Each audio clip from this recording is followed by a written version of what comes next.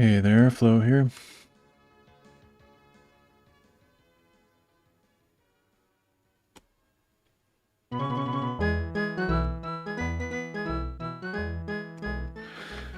Okay, so I'm gonna try to get a little bit down on this book. I mentioned before that I did these magnets wrong, but I fixed that since then. I don't know if this glue is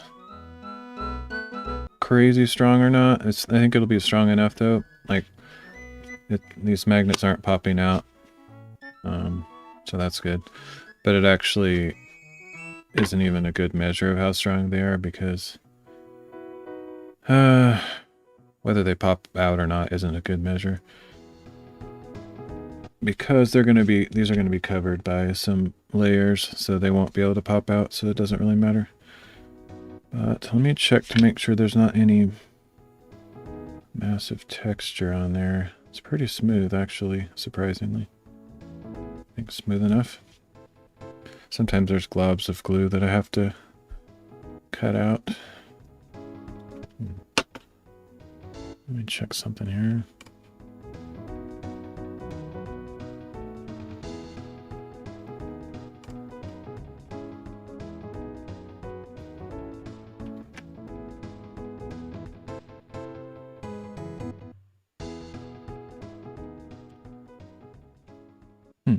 Wonder how long that's been cutting off my chat. I don't know when I did that.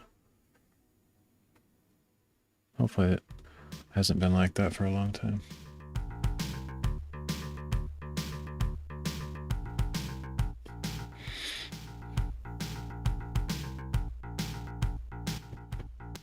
Wish I had my other camera up here, cause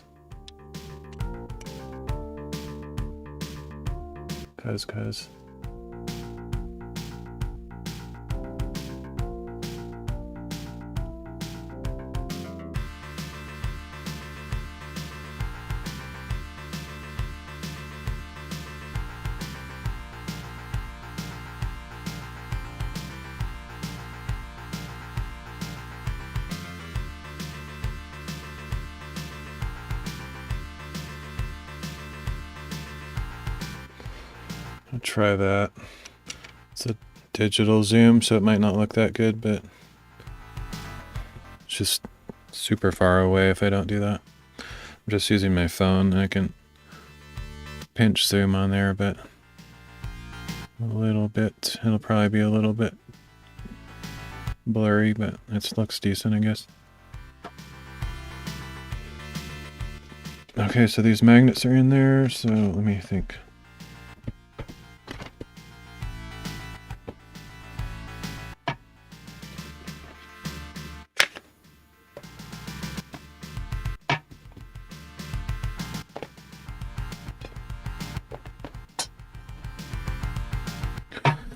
I'm gonna need to clear some space here.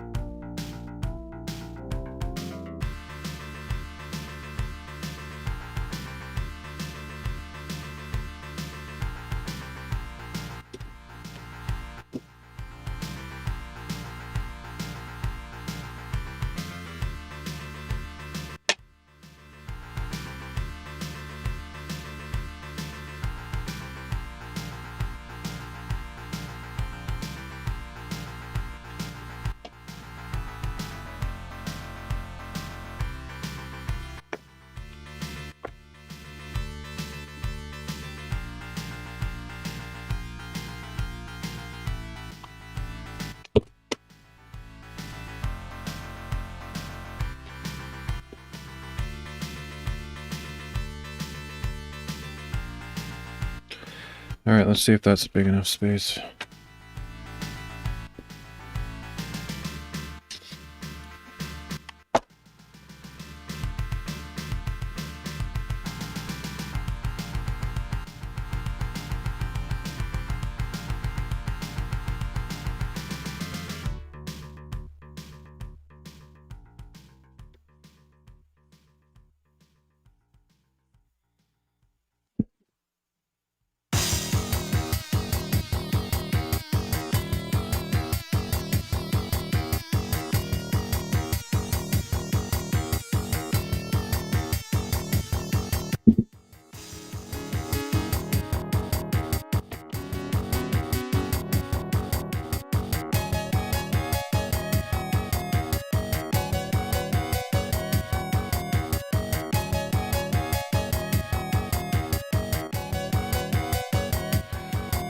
So here's the random iron that I found where I live, but it's not technically my iron that I use for crafts, so I'm sure it'll work fine, but it's not the one I ordered. I'd ordered one and it'll probably not get here for several more days.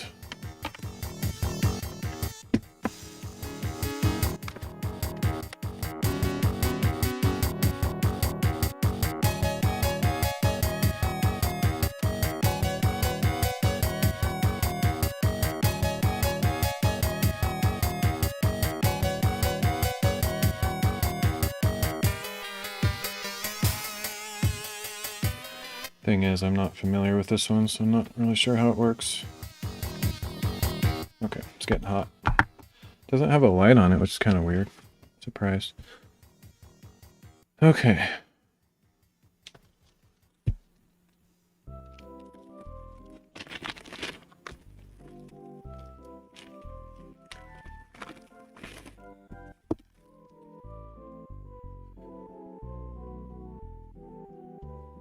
Guess technically I don't really need to turn that on yet. I don't think it's going to take very long to get warm.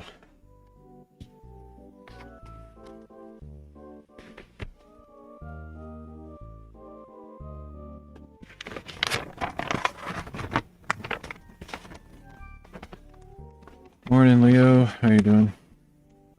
You up from the night before, or you just got up for the new day?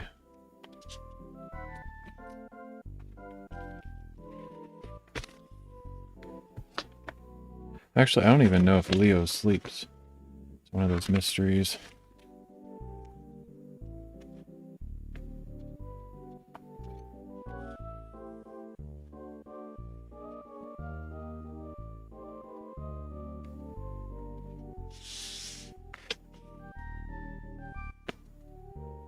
Let's see. This is weird. I woke 30 minutes ago. Gotcha. Cool, cool.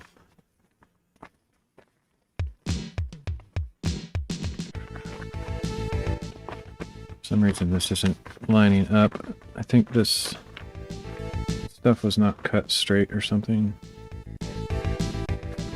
Alright, this'll work.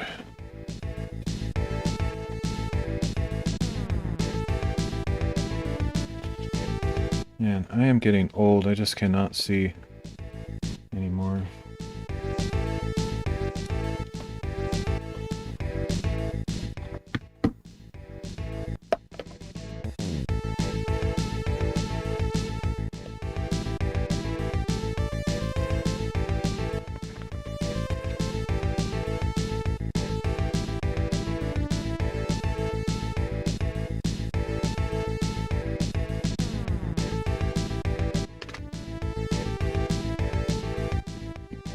Alright, so I need to keep this fabric in the same orientation because I don't think it's symmetrical or whatever.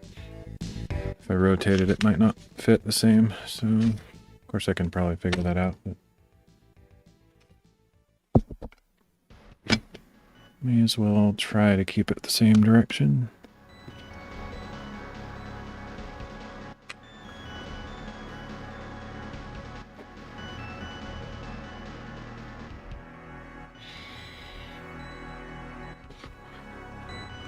Oh, noticed Leo was active on the DLive Discord recently. Probably always is. Once a DLive, or I don't know, not necessarily once a DLive, always a DLiver, but I haven't done anything on the DLive Discord for ages.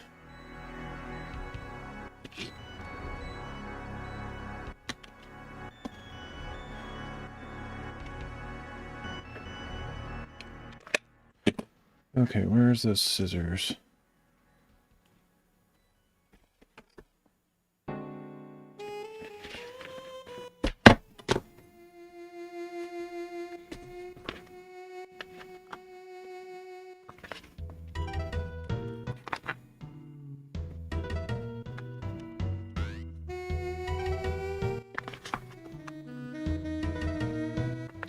Let me know if you're still here, Leo. Gonna do something. If not, We'll wait till later. Okay, so that should be the right size.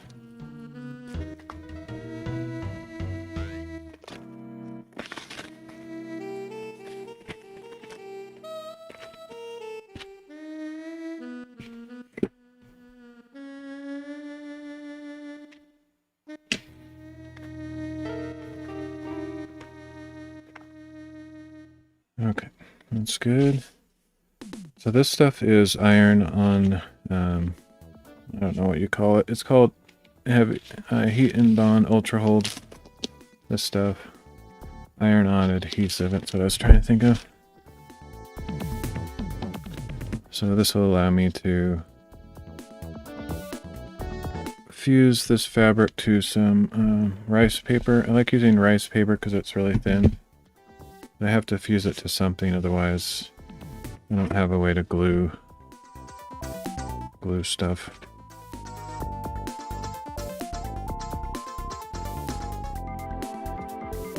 I'm basically making my own book fabric here.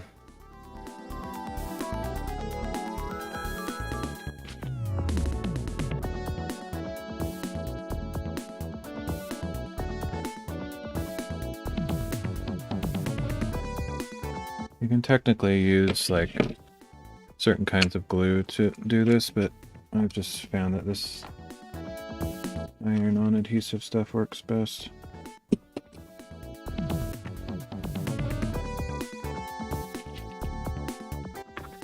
Way easier, that's for sure.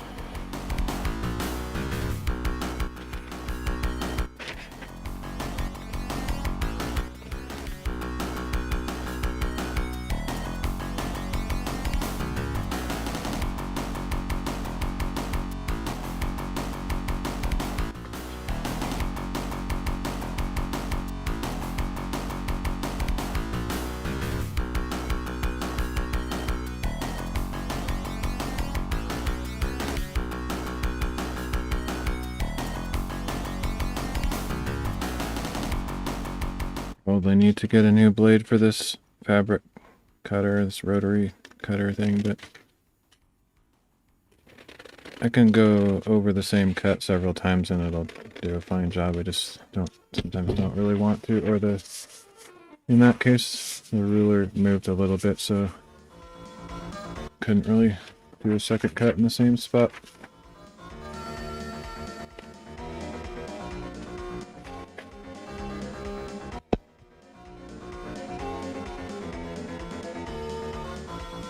Okay, now I have everything I need to do to iron this stuff, so let me get the iron board again, turn this on. Actually not sure what temperature to set this at.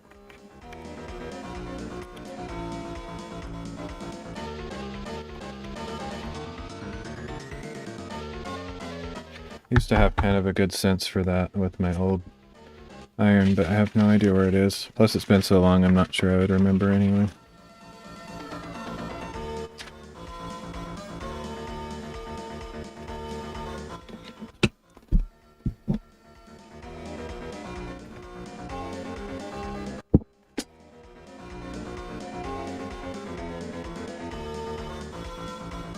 So I have to iron like 3 times, I think.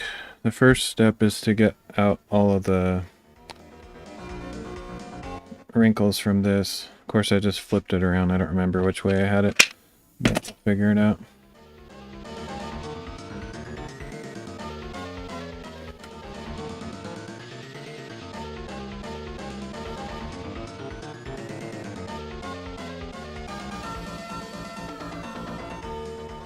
I haven't seen Dale Bold in quite a while. I hope he's doing okay. I don't usually see him on my channel these days, but he's usually on Gives a Minute. I haven't seen him there for a while.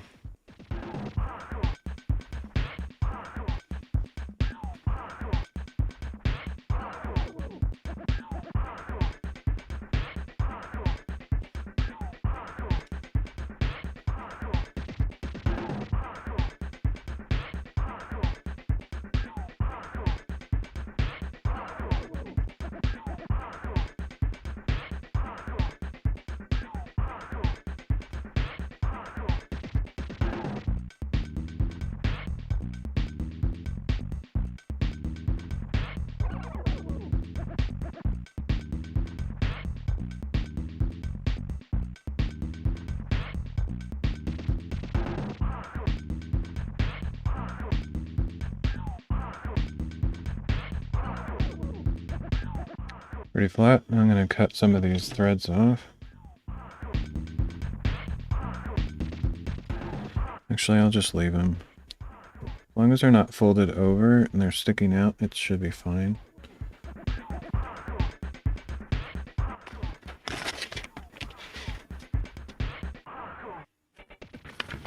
See if I can figure out which way this goes.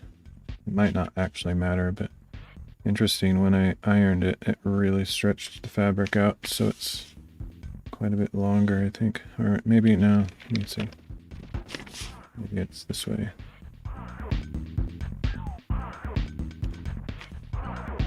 Okay.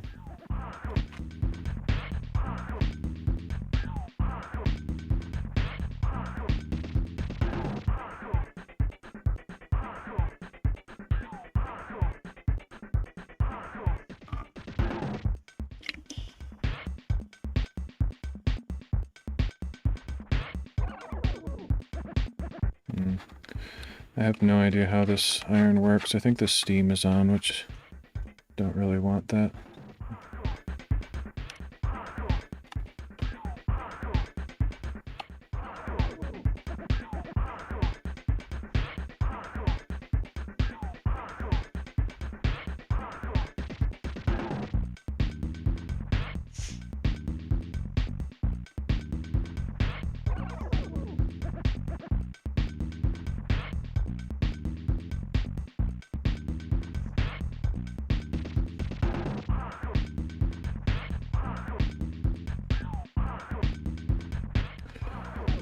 Hey, Pikachu.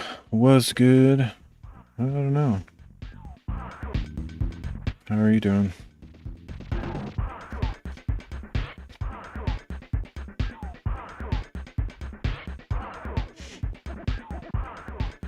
I'm working on bookbinding stuff, so I'm ironing some fabric, attaching some thin rice paper to it so I can glue it to the book eventually. Just in case you're wondering.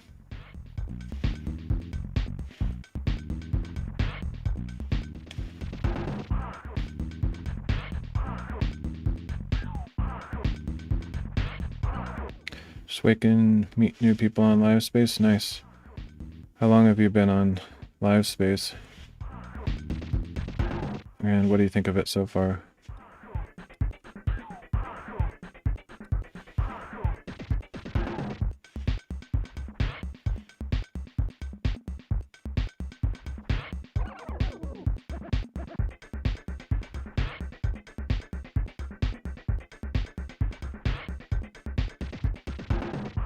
Last year, November. Cool.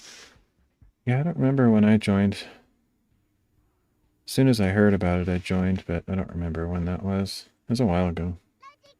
This platform's much better. Where did you come from? Like, what are you comparing it to?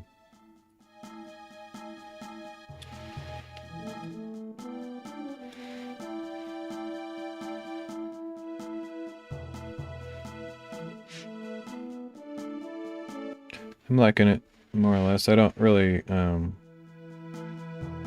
get a lot of interaction usually. Like most of the time I don't get too many people visiting my channel, but as far as how the site works, I like it.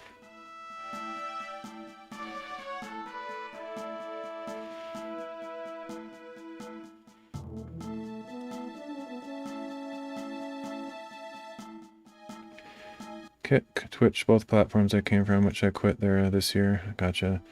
Yeah, Kick was pretty cool in the beginning. Now it's still a good site, I think, but I don't know, I guess the excitement has leveled off, or it's hit critical mass. Like when I first started there, I've always been a small streamer. I actually got quite a few viewers and followers because I started, not too long after it became a thing. But then it just kind of, I don't know, got too big or something. Too much for me. Didn't show me no love. Yeah, same here. I actually avoided Twitch for the longest time just because it's also so big. It's hard to get noticed. Same, been small streamer, yeah. It's hard to get noticed anywhere if you're a small streamer. I've streamed on like probably 20 platforms and I don't really get noticed anywhere I go, but I don't really care. I just do it for fun anyway.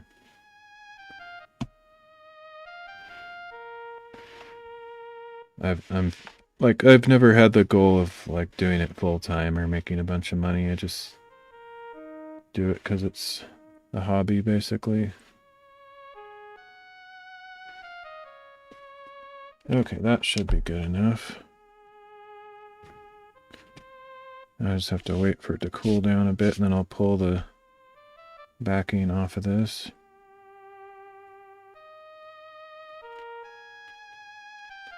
Actually, I don't really remember. It's been so long since I've made one of these, it might be easier if I pull it off while it's still a little bit warm. I think I let it cool down a little bit at least.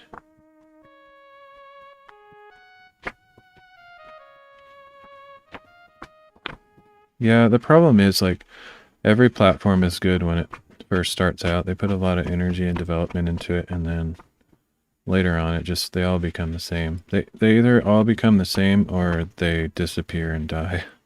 Like, it's pretty hard to... I don't know, it's hard to be actually different, unique, for a long period of time.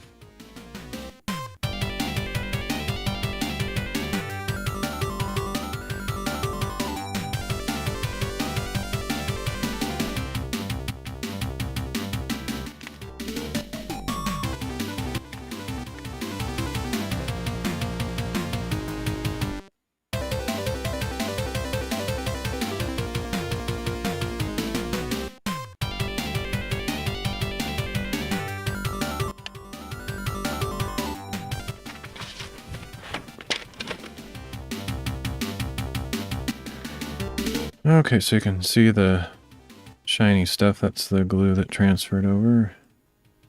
Make sure there's no hairs sticking over the edge.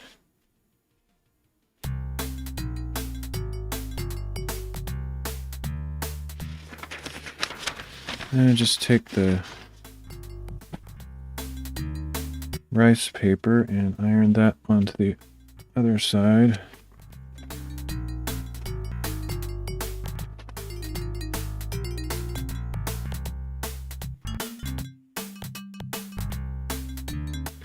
Should have made the rice paper a little bit bigger. It's nice to have it, kind of hanging over the edge so I don't accidentally get glue on the iron, but should be okay.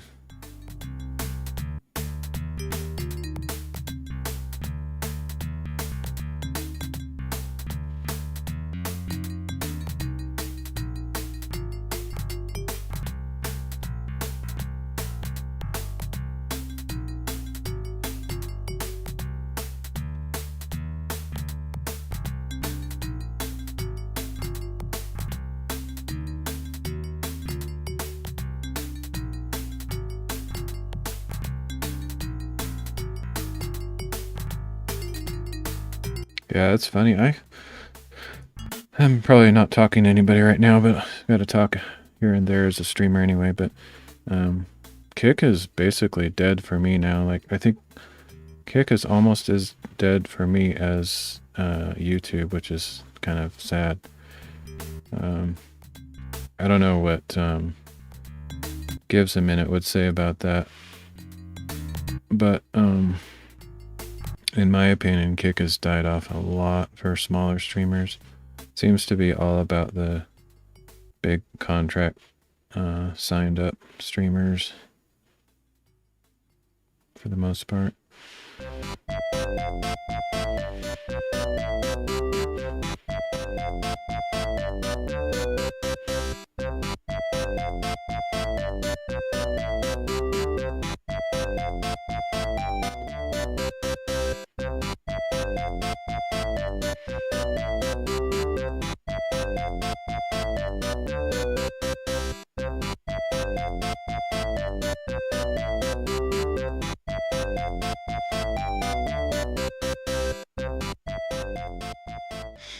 I usually iron this until I can really see the pattern kind of bleeding through. That way I know I've done it long enough.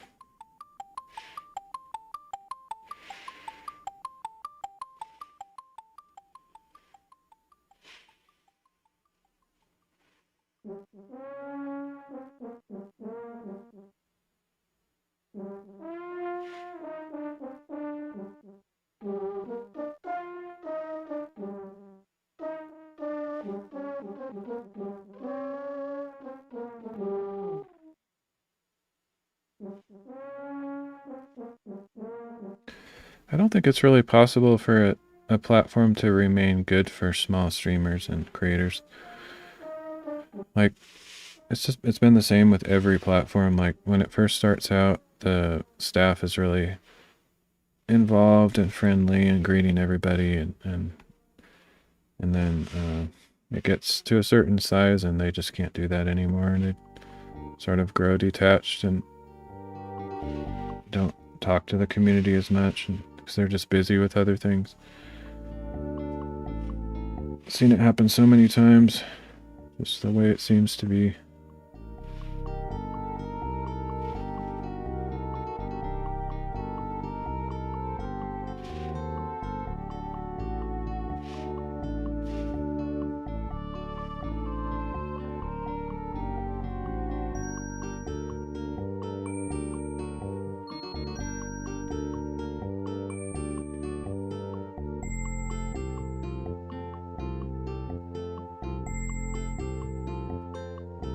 When I first started on live space, I got some people dropping by, and I think most of them were staff, but I haven't seen that happen in a long time. Don't really expect it though, it's just more of an observation.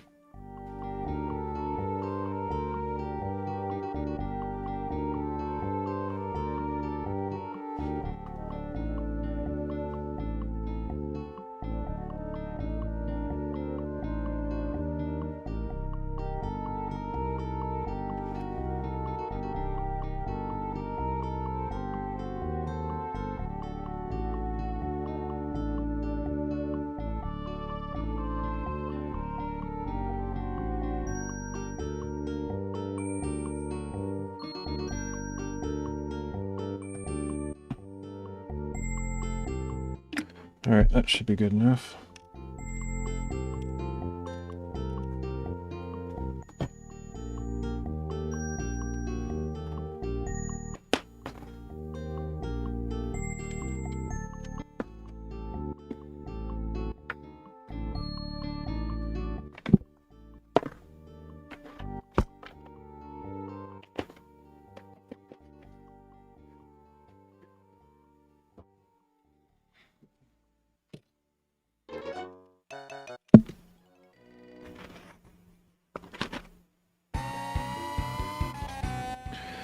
Strings are a nuisance. Let's see if I can locate where they are and cut them off.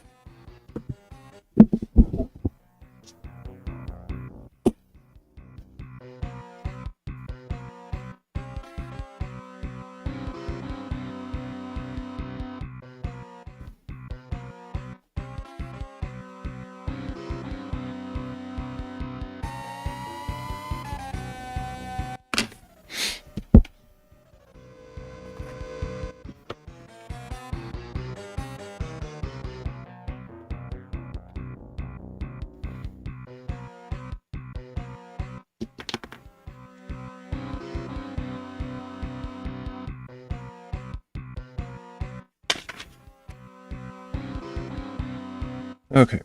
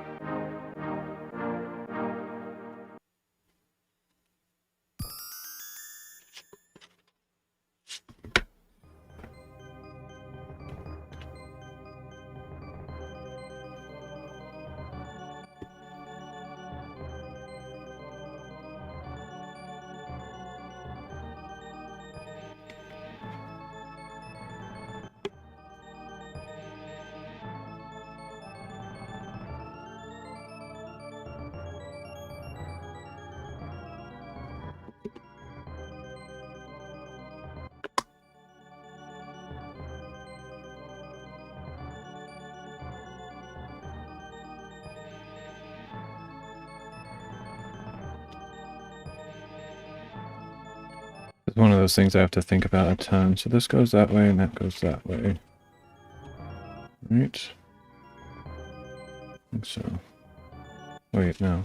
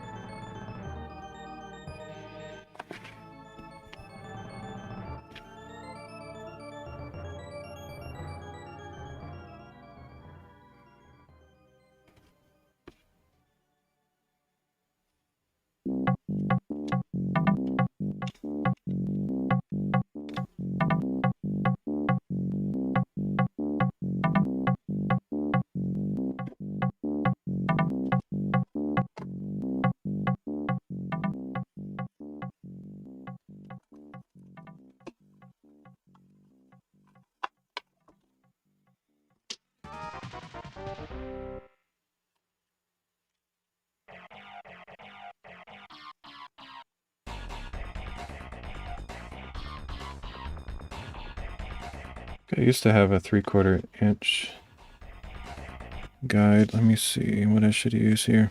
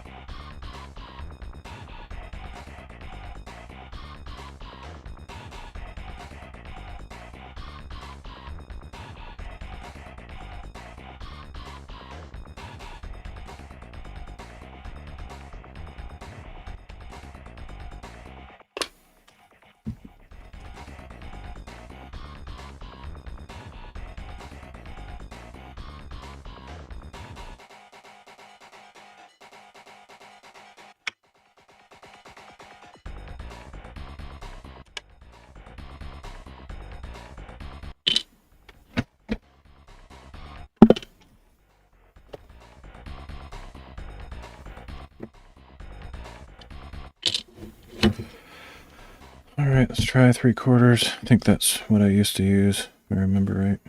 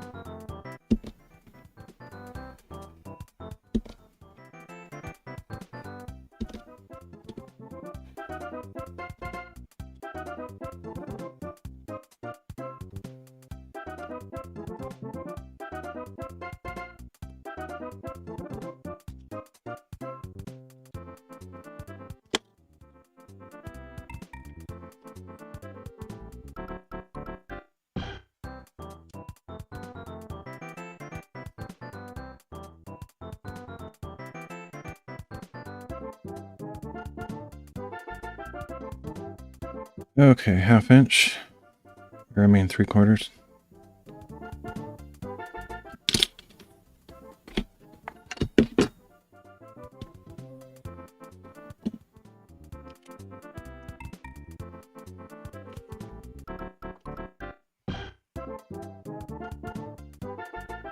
Oh, actually, I was looking at this. I can use this.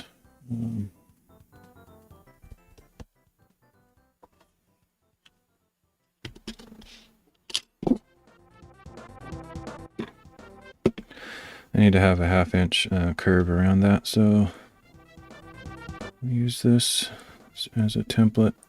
I mean, keep saying 1/2 inch, but I mean 3/4.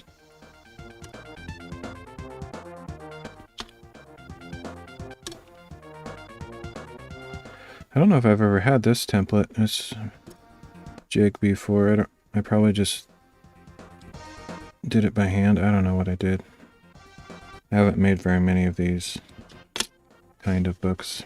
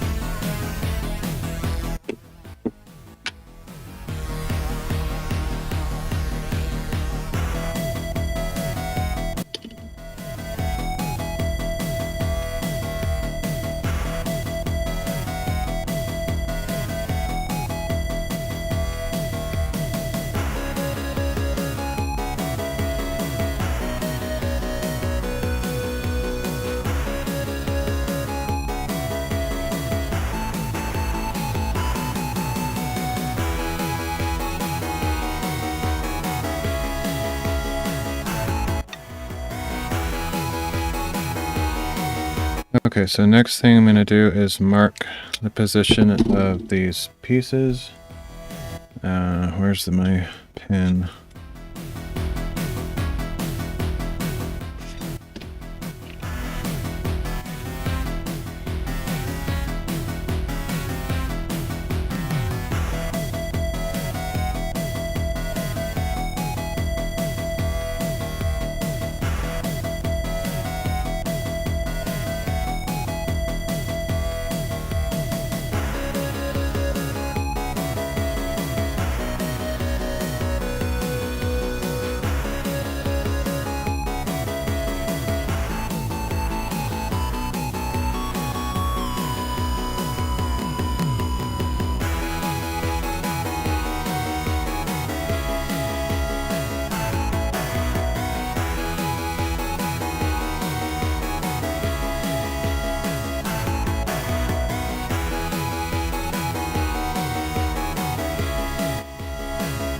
And I'm gonna mark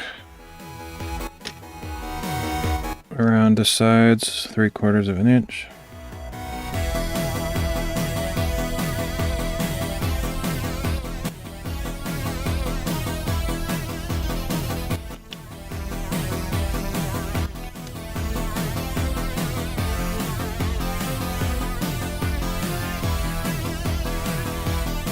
I guess this needs to be bigger. I'll have to make a bigger one sometime, but for now I'll just use it. Should be, I'll just figure it out.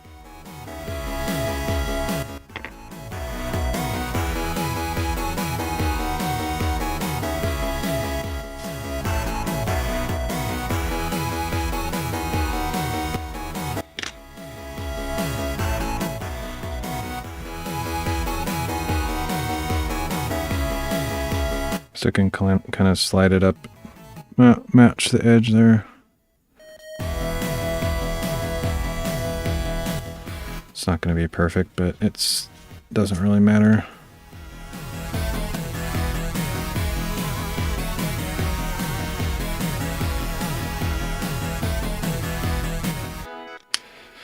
Alright, so that's my cut mark. Everything outside of there is just extra junk. Need to make some kind of indicator which direction these are because I won't remember probably.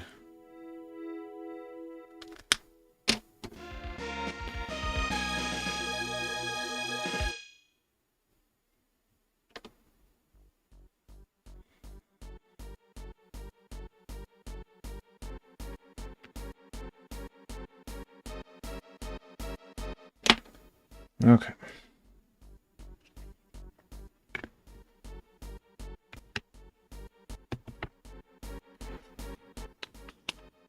So I have these crop marks on here. They're probably not super easy to see, but that just tells me where to put my pieces once I cut this out.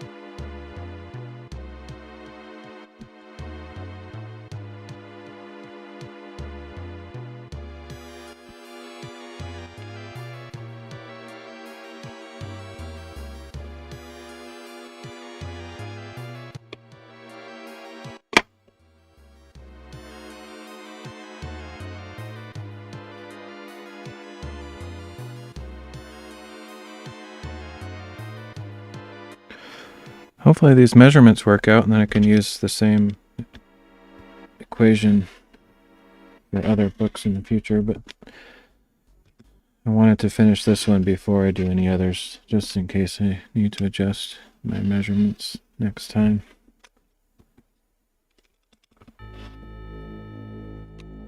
It wouldn't surprise me if it's a little bit imperfect.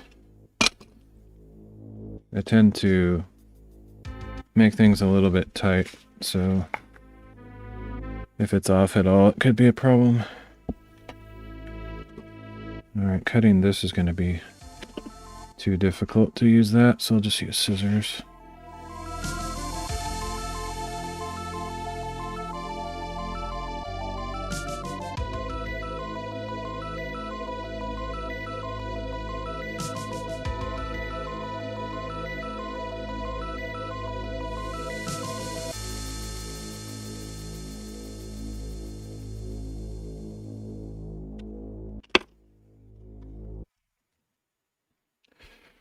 So there's my finished piece of book cloth. Nice clean edges.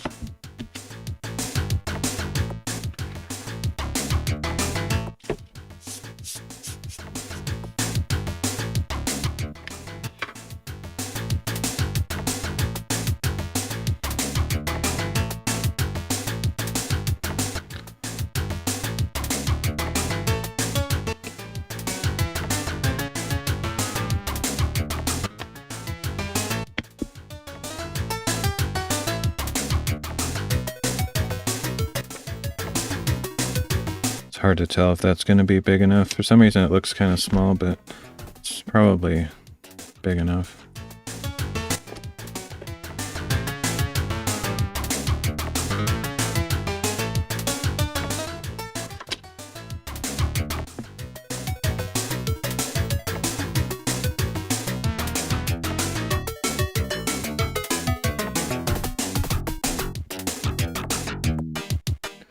I need to make a template for cutting out the corners. I've thought about doing that over the years. I just haven't done it yet. Wouldn't be that hard to make.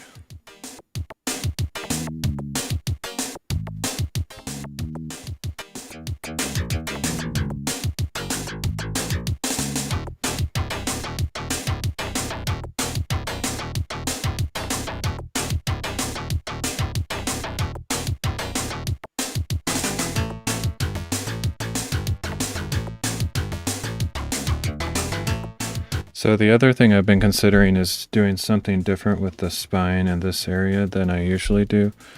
Haven't decided what that will be, but I do have some, oh, here it is, cool. I have some fabric I could use. I'm not sure if I'm going to do that or not. Might complicate things.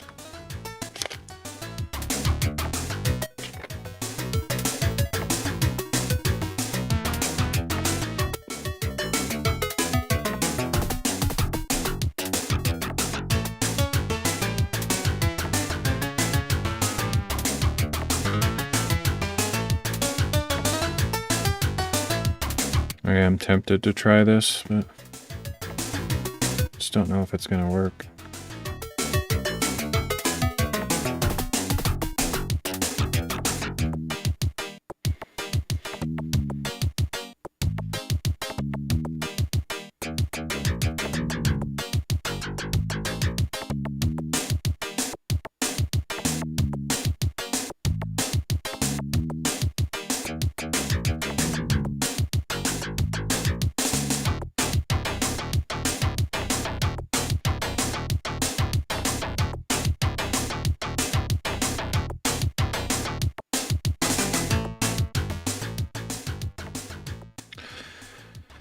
Oh man,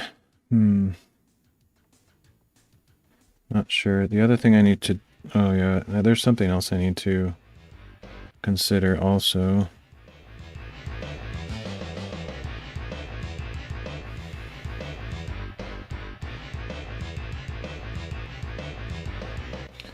Yeah, actually, let me see. I have this piece that I cut. I might actually glue that on here to cover up those magnets. Otherwise, they might be visible once I put all this together. The other thing I didn't really think about is I need something to cover this part of the inside. And I'll probably use the fabric, but I haven't really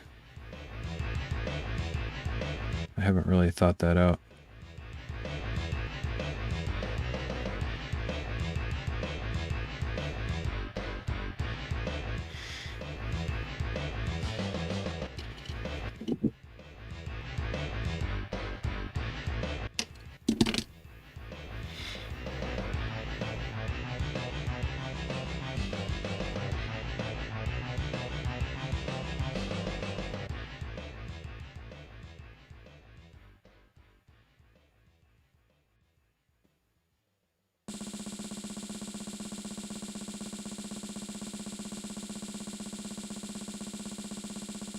I think what I need to do is make a little bit more of this book fabric or book cloth, probably with the same fabric actually, and then just paste that on the inside of this. So that's probably what I'm going to do, so I may as well do that right now.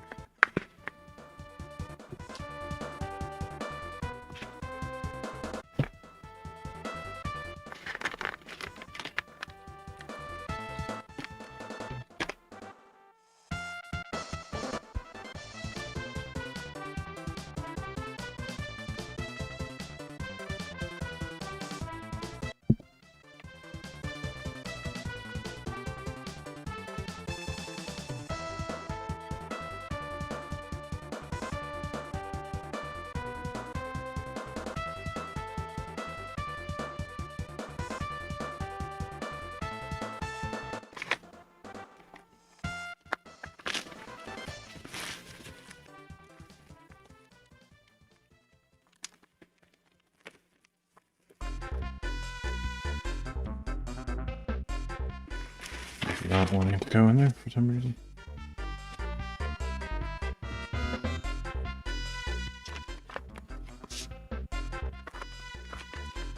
Yeah, whatever.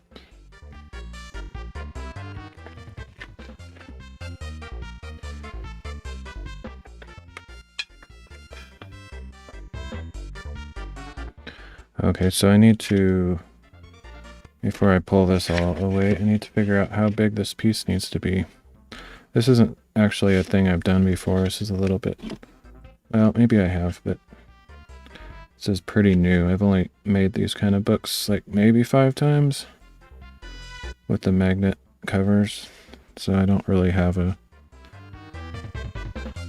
super ironed out process. No pun intended. So,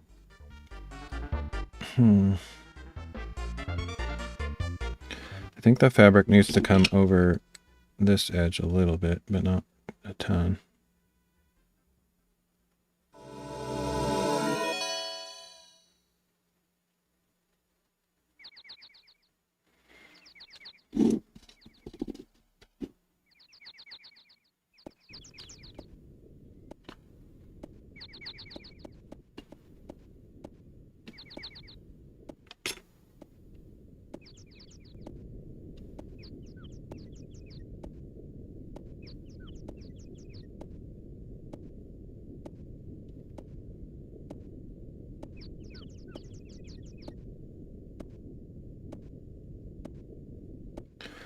Let's make it 12 that way.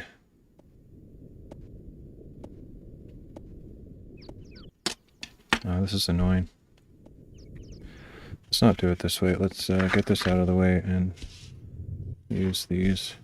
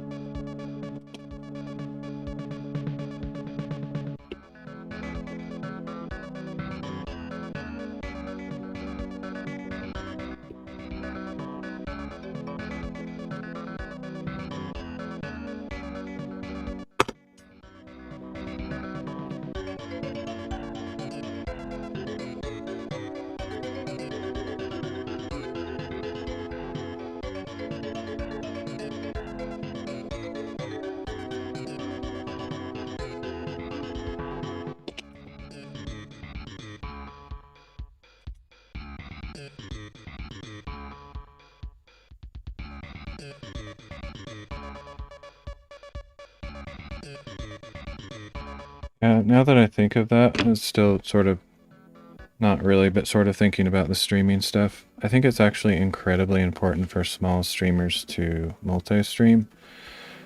I know some people don't really like that, but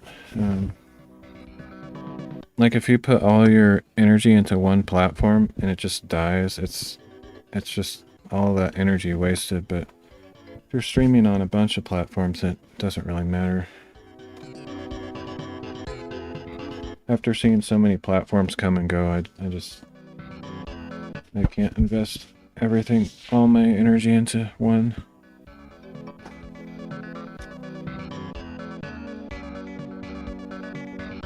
For big streamers, it doesn't matter because they'll get offers and money and all that stuff no matter where they go.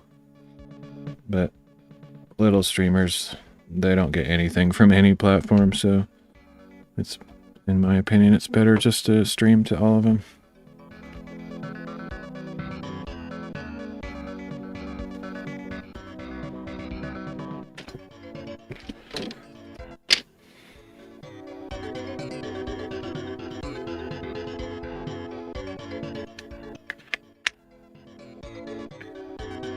I cut that way bigger than I needed to. I forgot I just need it till right here. Oh well. Let me see how big of an area I should have. Wasn't thinking.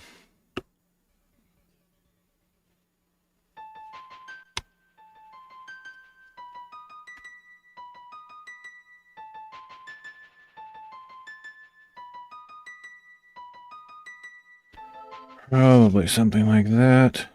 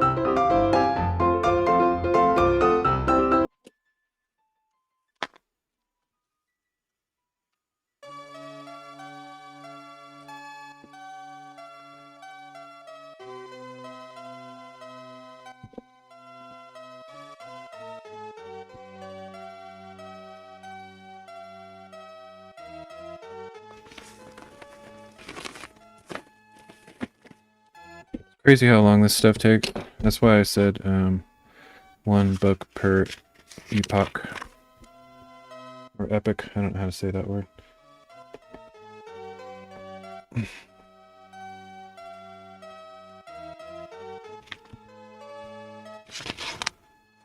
Oh, whoops.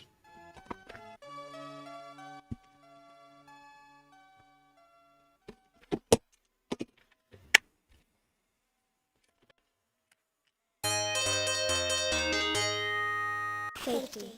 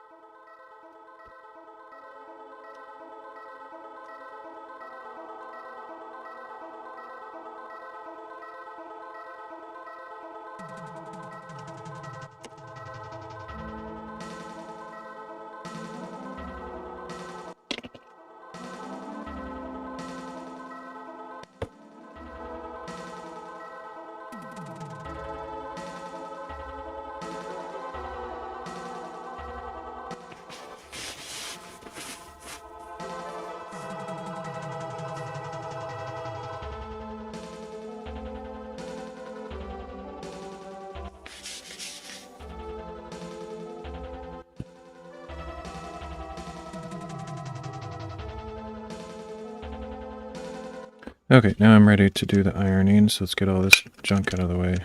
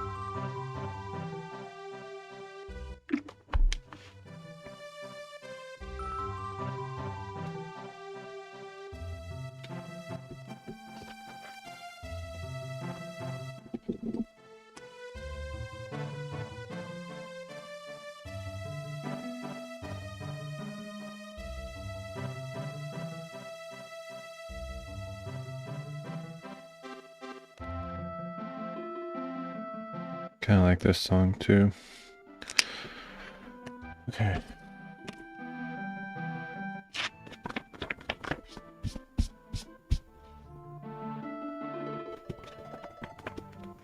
Oh yeah, I was gonna also maybe move my camera. I noticed on my last bookbinding stream that anytime I bend over, my head gets in the camera a little bit, but it's kind of hard to avoid with any good position, but I might be able to get a slightly different angle.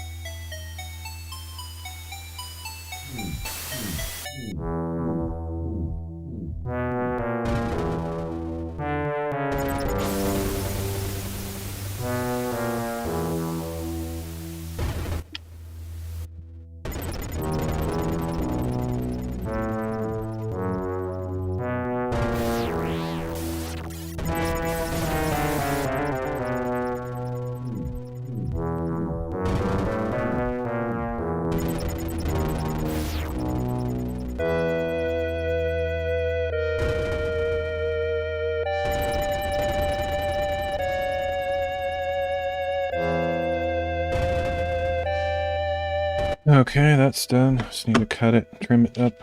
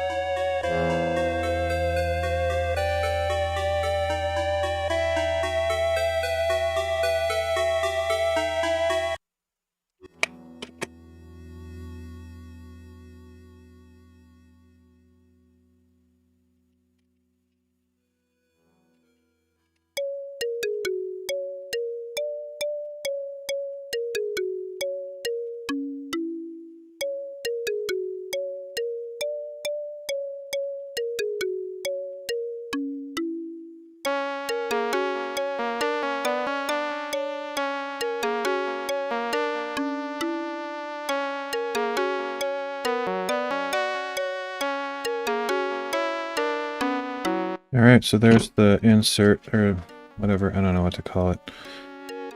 Inside cover.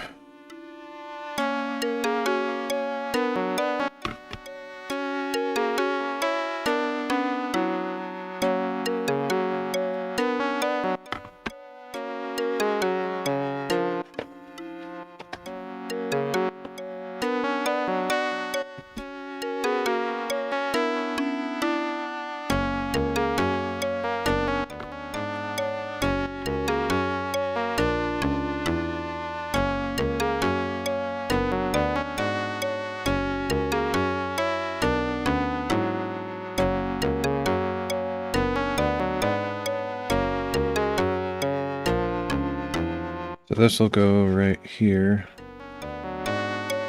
like that.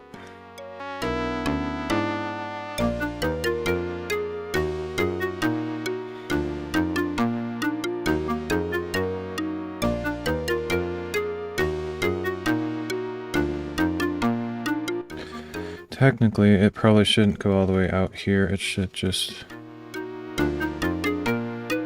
go to the edge of these boards, because this one's going to fold over this one, so I think this is a little bit big, if I'm honest about it.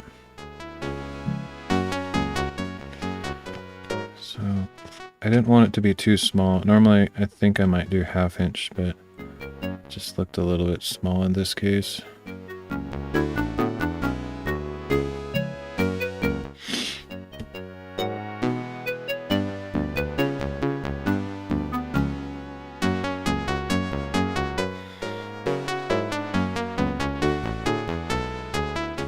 I think I'll stick with the 3/4 and just see what happens.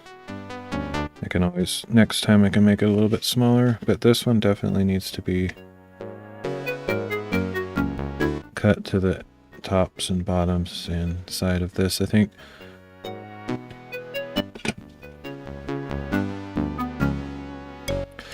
Problem is, it's hard to figure out exactly how big that'll be, because going down into this recess needs a little bit extra, but should be fine.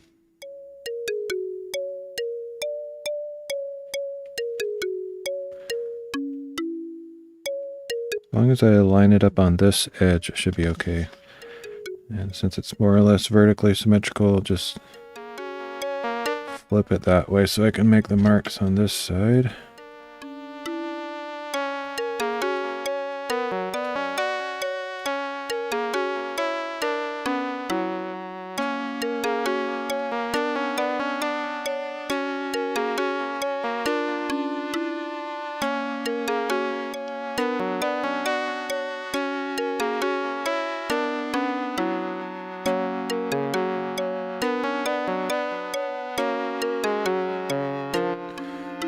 Let's cut off an arbitrary amount on this end, because I don't need that much, that's for sure.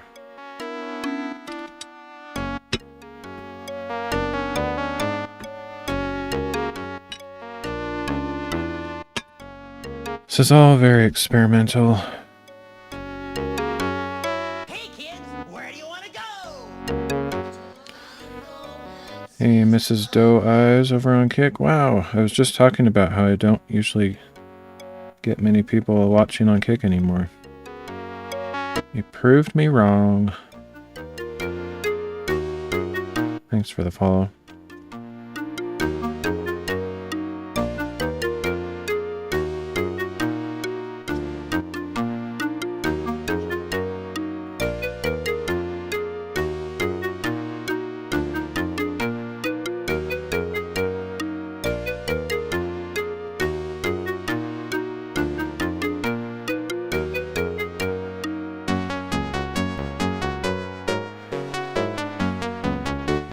Having a hard time figuring out where to put this. It looks like I'm not doing anything at all. That's just because I'm trying to figure it out. Okay, let's put a mark right there, and then that is about 3/4. So cut off a 3/4. That actually makes sense, because I had 3/4 on both sides, and I'm cutting off the overlap on the other side entirely. So that makes perfect sense. Okay.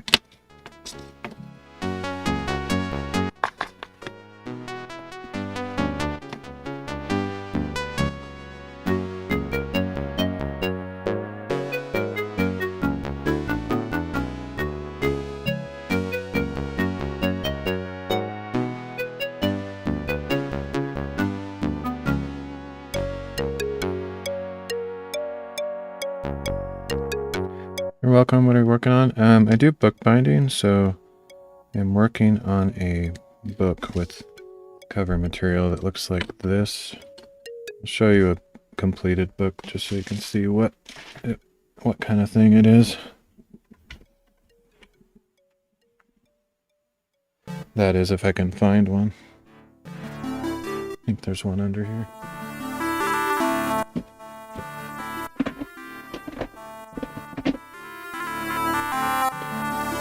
Yeah, so I make these kind of things. So there's a magnetic flap that covers that, and then make marbled paper for the insides. And then it's just a blank journal inside.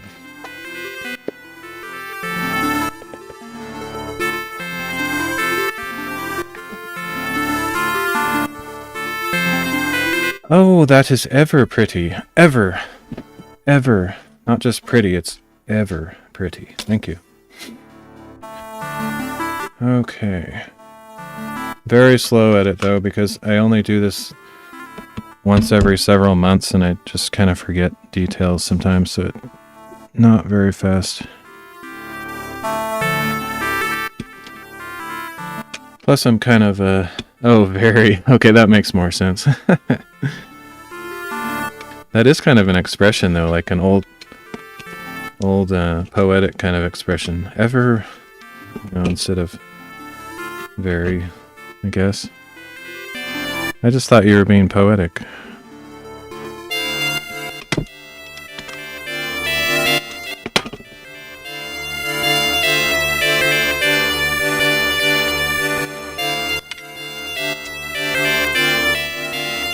Alright, so now I think I'm technically ready to start gluing stuff. I'm not sure if I'm actually going to do it though. Oh shoot. I need something for the spine. I think I'll just use a piece of paper for the spine. That's usually what I used to do.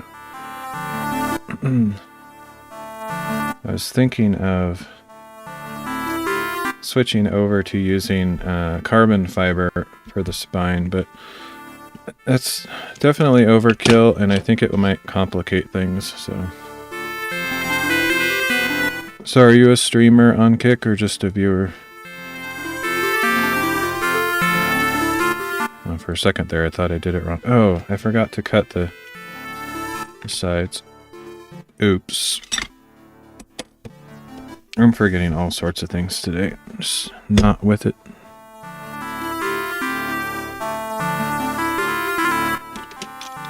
And both, though I haven't streamed in a while. Gotcha.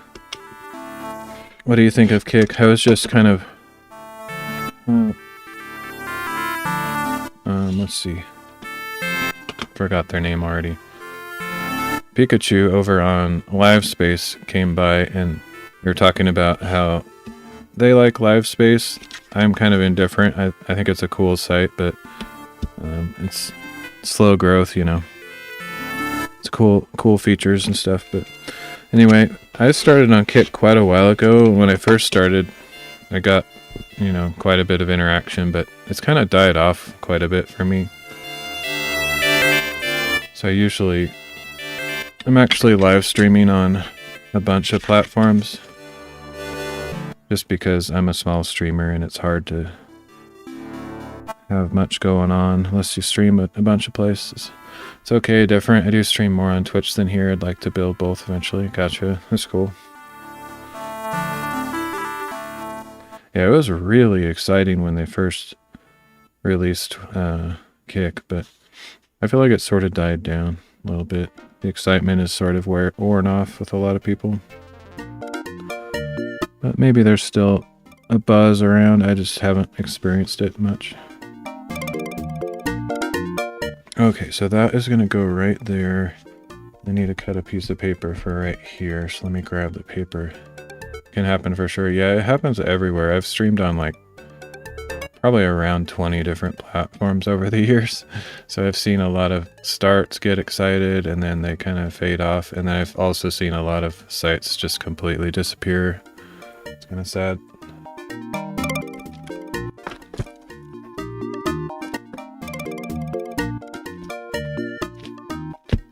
So I try not to get my hopes up too much for a new platform just because I've been through the roller coaster enough times.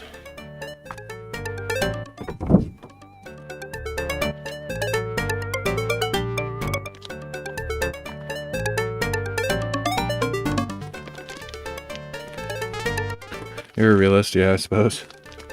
That's what I like to say. Some people call me a pessimist, but I've seen it happen so many times that it just feels kind of predictable.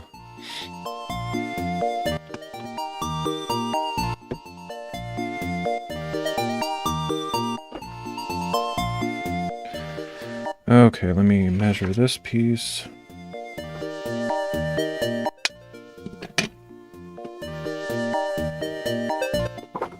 Make sure I get the spine the right direction.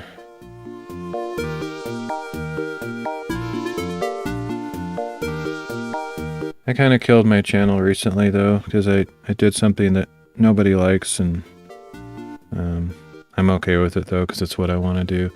I don't really do content to grow my channel or please people. I just do what I like, so pessimism is quite different. I think so, but a lot of people don't distinguish the difference, so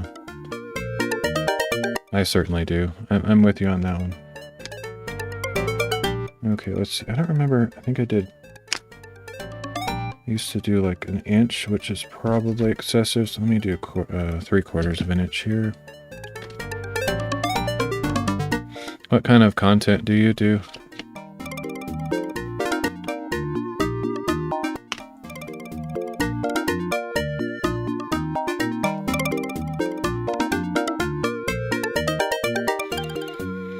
And by the way, I'm not the kind of streamer that doesn't like people to talk about their streams, because I don't consider people competition or anything like that. I've long since overcome that issue, so I like hearing about what people do. Some painting and some makeup stuff. Nice. Cool. Alright, let's see.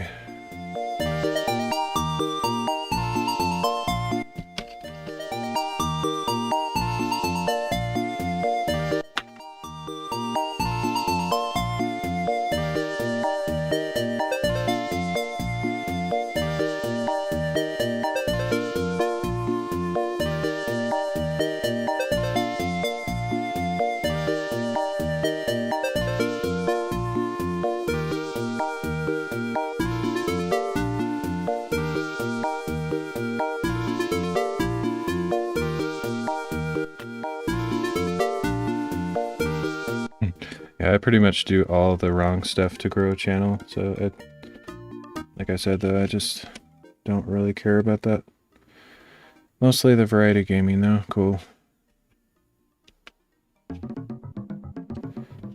Alrighty.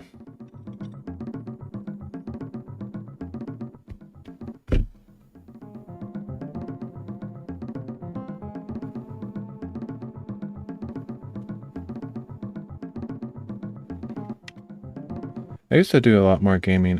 If I game at all, I always do retro gaming. I don't play anything even remotely modern. Mostly 8-bit and 16-bit, or some indie games if they're kind of retro style. But I haven't played games in a long time. I sort of wanted to, but I stream other stuff way more often, so.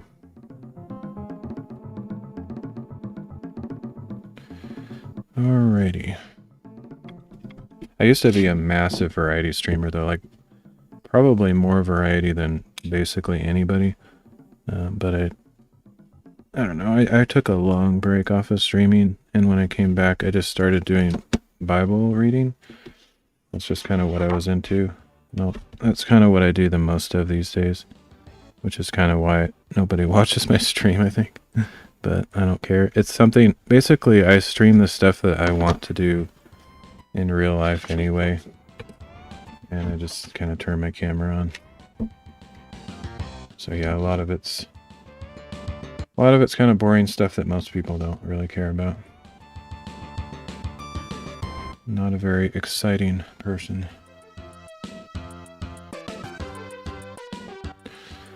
Okay, so this will go right here.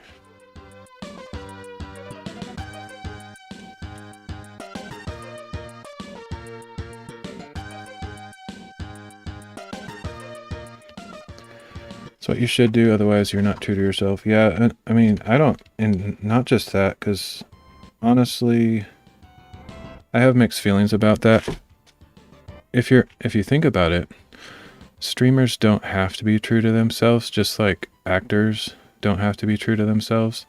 You're kind of, if you want to be successful as a streamer, you're kind of playing a role. You're like putting on a character, putting on a mask to, you know, be more interesting or energetic. At least, you know, that's what most successful streamers do. And then once they're off camera, they're like, oh, okay, back to normal life. But for me, I've chosen from the beginning not to put on any kind of character or persona. I'm just literally ordinary dude doing ordinary stuff. And that it's not because I think that's better. I just never had any interest in trying to succeed and be an actor and all that kind of stuff. So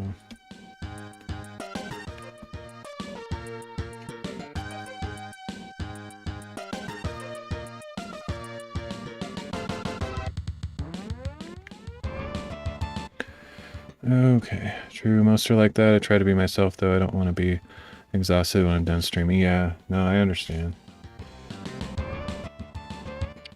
To me, it seems like I can't be untrue to myself. Like, and I don't really think that's fair to put it that way, because that makes it sound negative. Like being an entertainer doesn't mean that you're not true to yourself. It just means it's kind of like doing a job, you know?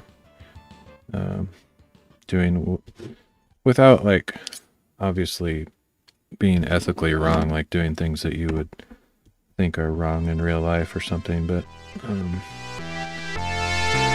yeah, I just decided I don't want to do that. I probably could have, though, because earlier in life I was actually kind of a goofball class clown kind of person, so I totally could have gone that direction with streaming, but I got into it so late in life. Like, I'm old. I don't really talk about my age, but I'm old, so had I done it when I was like in my teens or 20s, I probably would have seen it more as something fun to just be a goofball and maybe get more attention that way, but putting on an act takes a lot of energy. Yeah, true. But I mean, like, if it's a job, I mean, in my opinion, compared to most everyday jobs, like, that's a fairly pleasant job. Like, if all you have to do is be goofy and high energy, you know, that's not so bad, considering, like, you could be working at McDonald's or something like that, which is probably what I'll end up doing. But anyway, not that there's anything wrong with McDonald's, but you know what I mean. It's not exactly most people's dream job. We change as we grow and mature. I'm also older. Gotcha, yeah. I'm still kind of goofy and childlike and stuff, but I don't know. I have changed in some ways, but other ways I'm just like how I used to be. But yeah. It's inevitable.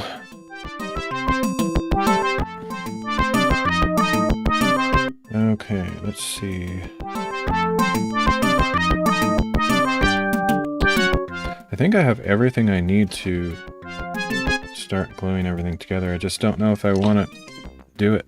It's kind of like once I start, I have to do the whole thing.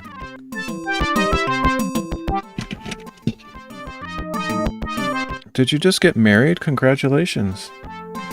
Surprised that you were watching my stream while you were committing your or doing your vows and stuff. I do. Just kidding. You're 57. Cool, cool. That's cool. I don't meet too many older streamers. I started on I don't know if you know what D Live is, but it's another platform. Actually, I'm streaming there now, actually, but since I'm streaming on a ton of platforms, I'm also streaming on D Live. But yeah, I've been on D Live for like 5 years now, and I've met some older streamers on D Live, but like here on Kick and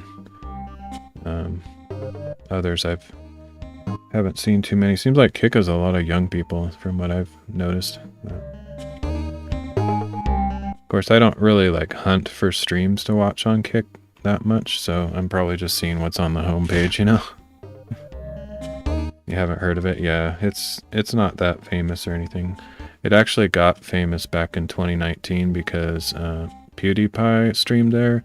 I don't know if you know who he is, but prior to Mr. Beast, he used to be the biggest YouTuber, and he signed a contract with them, so that kind of got them a lot of media attention for a while, and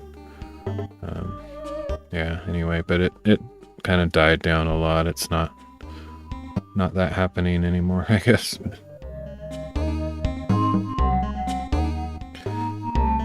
Okay, all the parts are ready. I guess I'll do it. I don't really want to, but I should do it. I feel like I'm probably forgetting something. No, let me make sure. It's been so long since I've made a book. I'm not totally sure if I'm remembering everything, but this looks ready.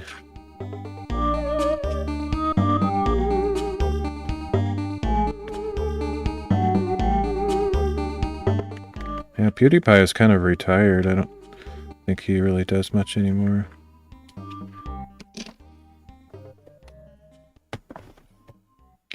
But he only was on D-Live for like less than a year. I think he just got his cash grab out of it and stopped streaming there. It wasn't really serious.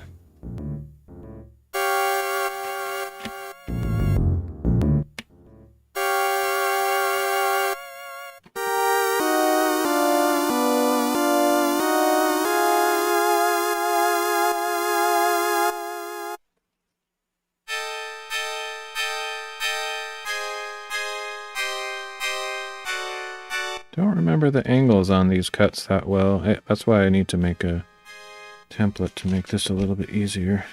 A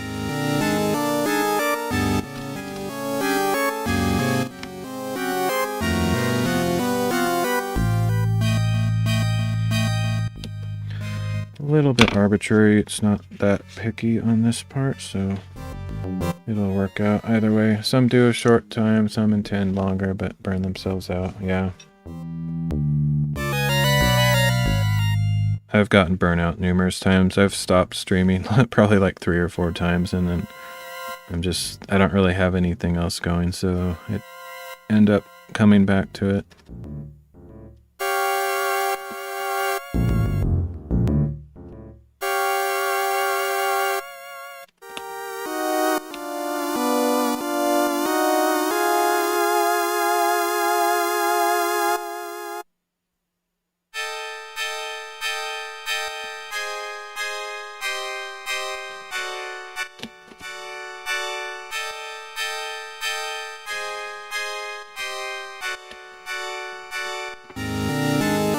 Alrighty, all ready to glue. Don't really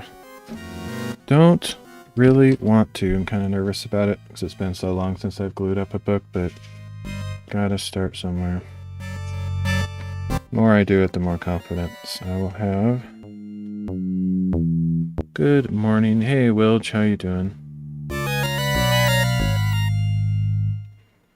Doing some bookbinding. Not sure if you've seen me do this before. Can't remember.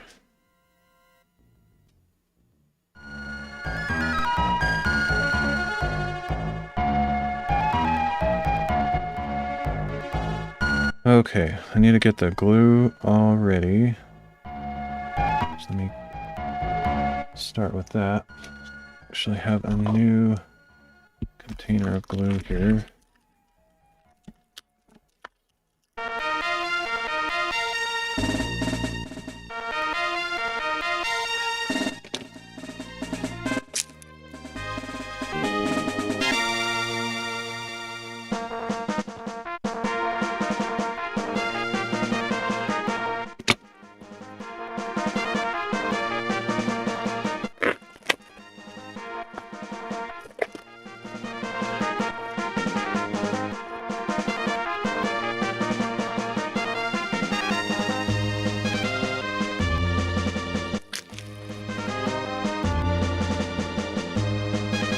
And somewhere I had a container that... Actually, part of the reason it took me so long to get started is I was cleaning out a glue container. I should probably go get some sleep. I have been up all night and still have things to accomplish later today before going back to work tomorrow. Nice, yeah. I hear that. It's 6 a.m. for me and I've been up all night. I'm kind of a night owl. I sleep all day, up all night, so I get it. Thanks for dropping by. I enjoyed the conversation. Best wishes if you end up getting back in streaming or whatever. Okay, where did I put that? I know I have it. I just had it when I came over here.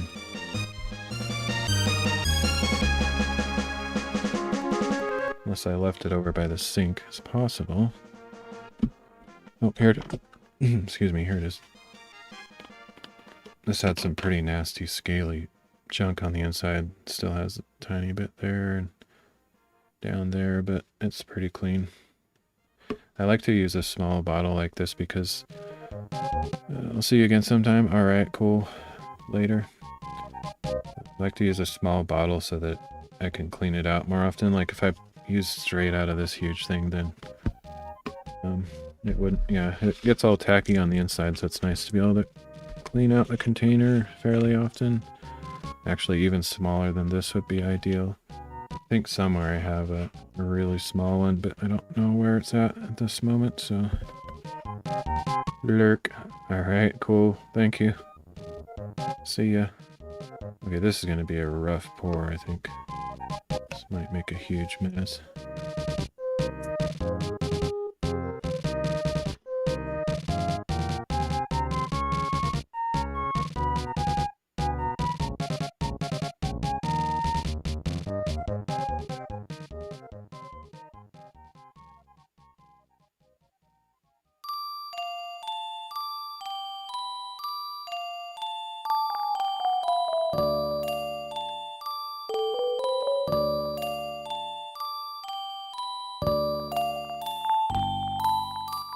That wasn't bad.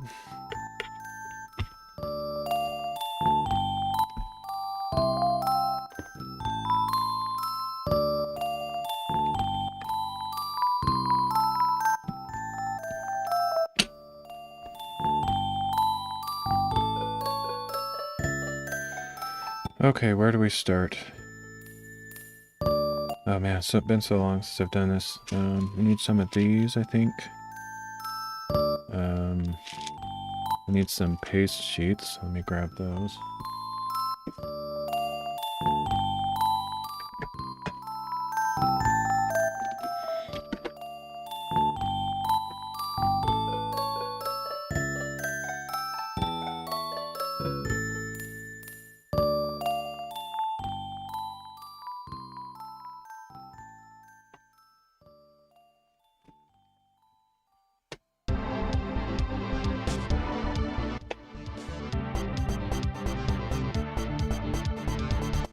Need to be able to get into this drawer somehow.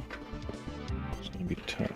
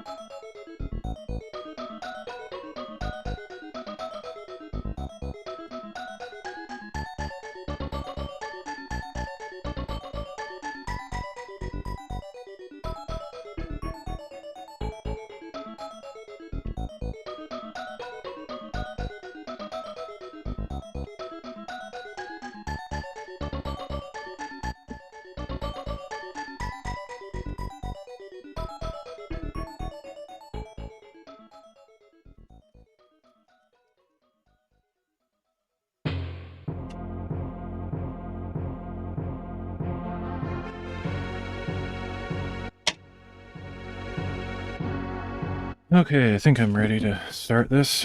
I need a staging area. I guess I'll use over there.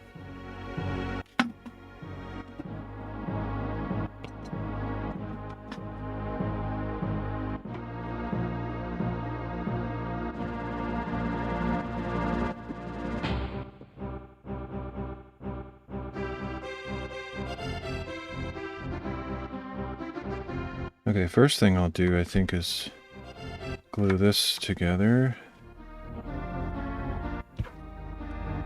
So the paste sheets are just for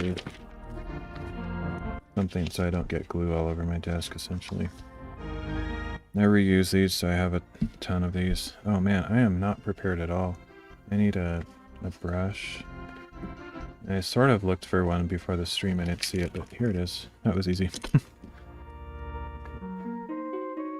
I also need a little shot glass, which I've found to be the best solution for this because it's very small, so I only use as much or as small amount of glue as I need so it doesn't dry out. This probably has a bunch of dust in it though.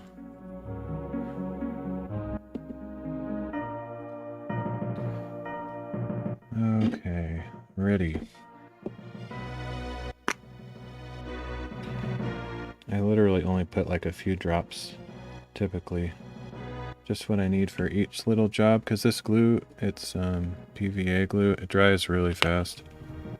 So if I have a huge amount in this shot glass, it'll dry up before I can use it, and then I feel like I'm wasting a bunch of glue, so it's better just to use each little bit that I need. And then I can wash this shot glass. Since it's glass, it cleans up really nice. Like plastic, it's harder to wash them out because the glue sort of sticks to it.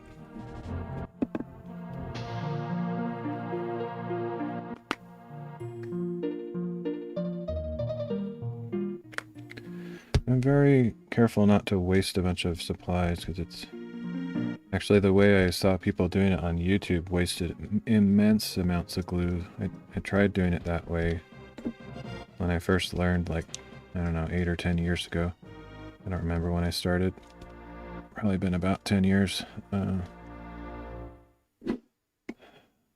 Like the people that I saw on YouTube are using like a paint roller, like a small paint roller, and you waste so much glue that way, it's ridiculous. Okay, let's get this on there.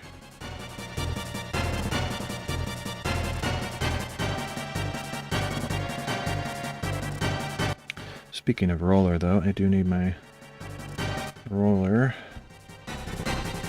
Here it is.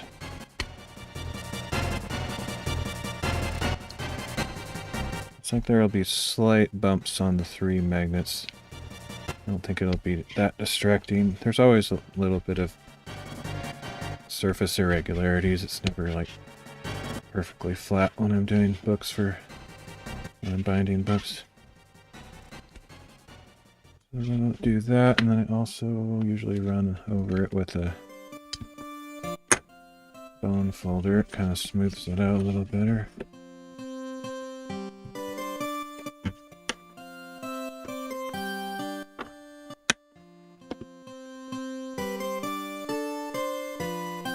The only reason I put that piece of paper on there is because sometimes the magnets are a little bit dark in color because they're metallic, and they might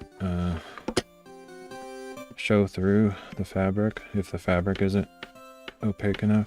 Plus it also smooths out the texture a little bit more.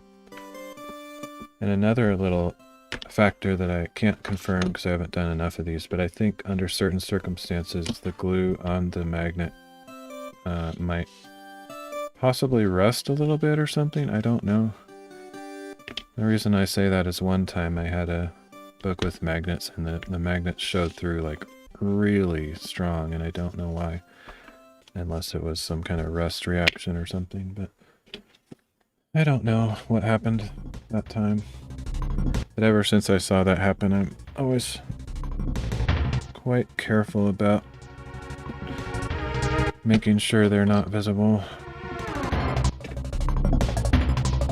Okay, Okay, so the next step is I'm going to start gluing these pieces on. So I'm going to glue that one there, this one here, that one there, and then I will glue this on top and this right there. So that's kind of the order of operations. So this sort of needs to be in view, but not in the way.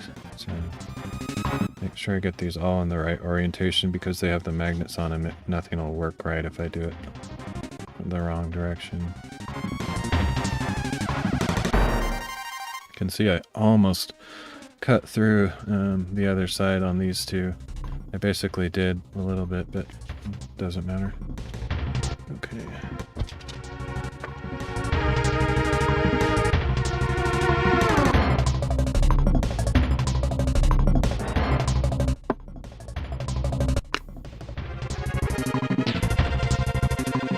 Need to poke a bigger hole in this cap. It's not coming out very nicely.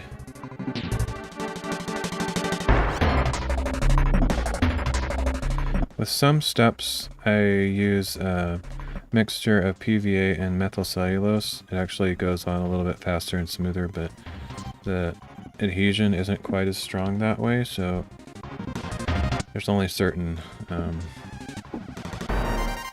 things that I use that for, and I have to mix it up manually, so it's kind of a little bit more work. Basically, if I'm gluing two pieces of paper together to double ply a piece of paper to make it thicker, I always use the mixture of PVA and methyl cellulose. It's kind of the only way to go. You can't really glue two pieces of paper together very well with straight PVA. It's too tacky and it's just problematic. Okay, so first one coming up here. Let's hope I get this right.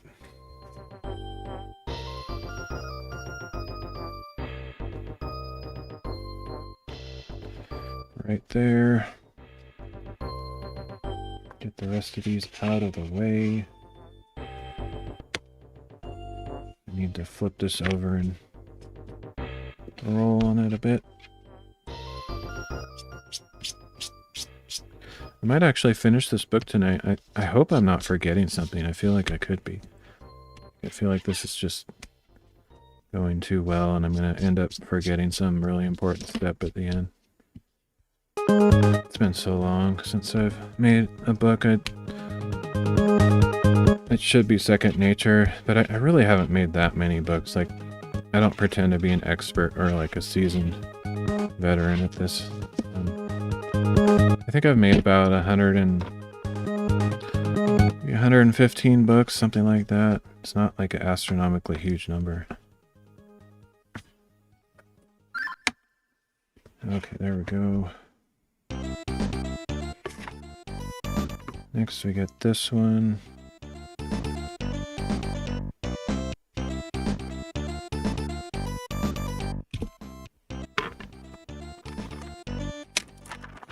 Cool, like the cover designs. Hey, thanks. Yeah, I just buy fabric from fabric stores. I do have to do quite a bit to it to make it suitable for bookbinding, but generally it's not like I'm designing my own fabric, although I could do that. I could make marbled paper fabric, which I've thought about doing, but thus far it's not happened. I do a lot of marbled paper, but I've never done marbled fabric. I'd like to someday. Marbled paper is another thing I used to do anyway. I haven't done it in years, but I'd like to get back into that and do that on stream someday. Okay, I need a lot of glue for this.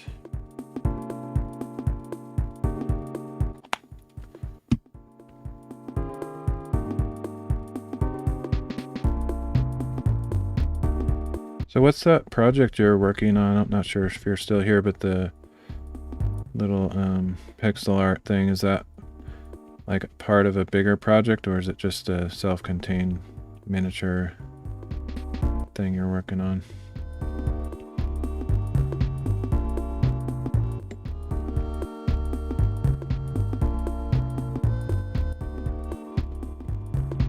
I actually lurked a little bit sometime recently, even after I mentioned I did that before. It might have been yesterday, I don't remember.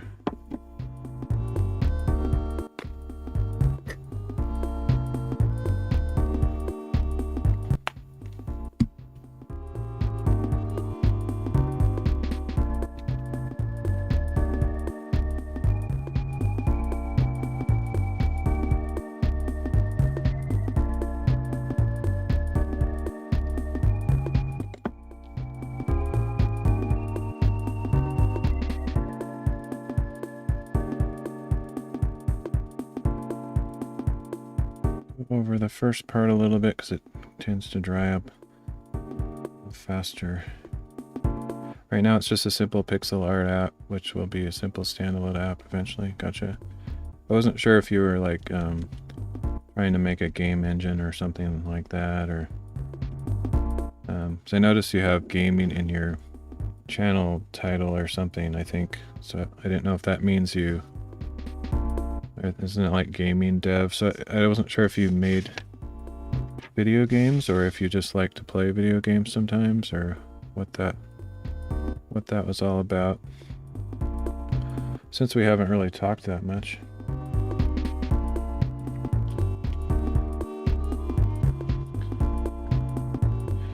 Okay, there we go.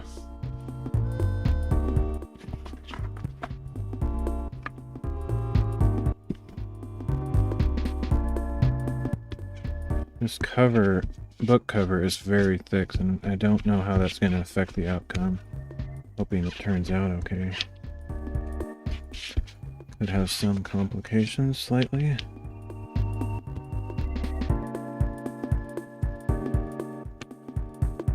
It will be the main app I use for my artist assets. Okay, gotcha.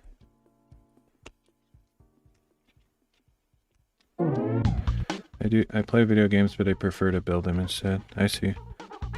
If you do play games, what kind?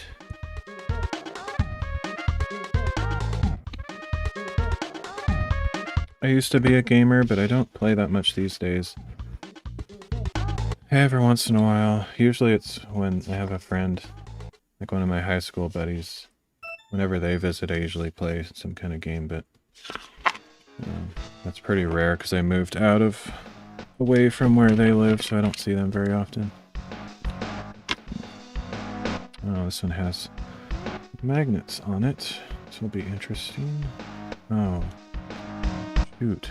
I didn't even think of that, but this has the same concern as this piece where the magnets might show through if I don't cover them. I think I should probably do that. I'm glad I thought of that, actually. Let me think. Do I have a piece of paper to use? Should.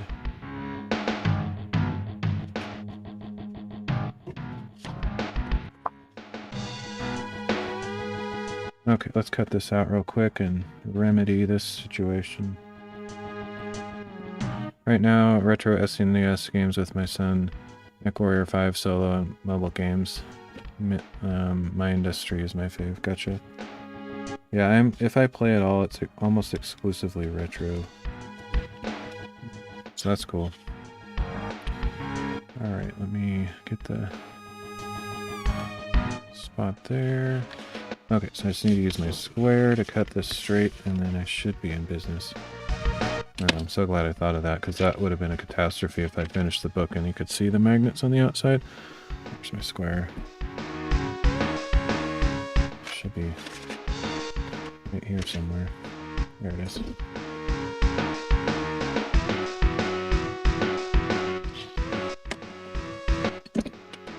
Yeah, I never got into mobile games.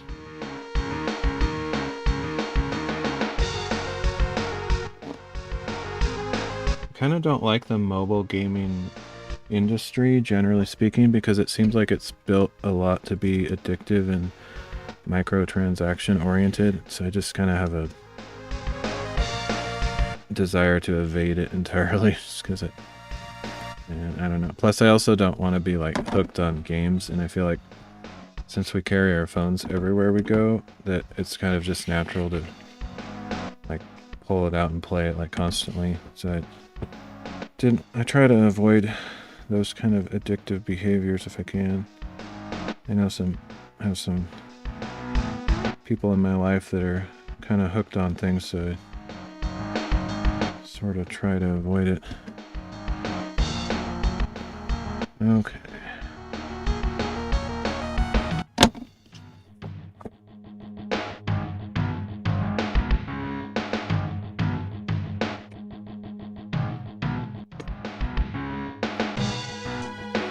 Let's see. It looks good. Glue that on real quick. Did we use this piece yet? Sure, it doesn't seem... No, I don't think it has any glue on it, so it should be good. Okay, I want to do this as quickly as possible before everything dries. Especially my little shot glass here. That's cool that you have family, though. It seems like you said you were visiting family, but let's see. I don't know what would be easier. I guess I agree. I avoid microtransaction type games as well. My Industry is an indie game like Factorio and can be played on PC as well. Gotcha. I'm not familiar with either of those. I'm kind of out of the loop with a lot of games, really. Especially the mobile games. I don't know anything about those. Pretty much my only exposure to games these days, other than retro games that I kind of play occasionally, is watching streamers. And since I don't really watch streamers that much anymore, my exposure is kind of limited. That was another addictive behavior that I started. Like whenever I notice something is kind of taking control of a part of my life or just doesn't feel healthy, I try to attack it because I feel like it's attacking me, so I'm gonna fight back, you know? So I used to watch streams incessantly, like all the time, when I first got into the streaming community, because I was in kind of a rough spot in life. And it actually was kind of a blessing because I didn't really have friends at the time. But then I started recognizing it was taking over, and so I scaled back my viewing a lot. I rarely watch streams these days.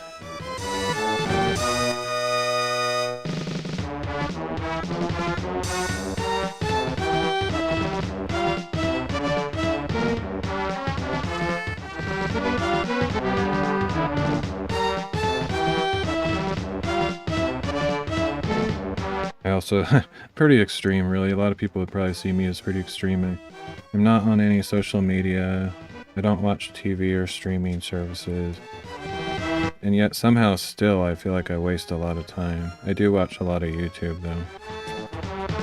It's probably my big thing that I need to scale back on next. But I guess since I don't have all those other things, it doesn't feel quite as bad to have one primary time waster, I guess.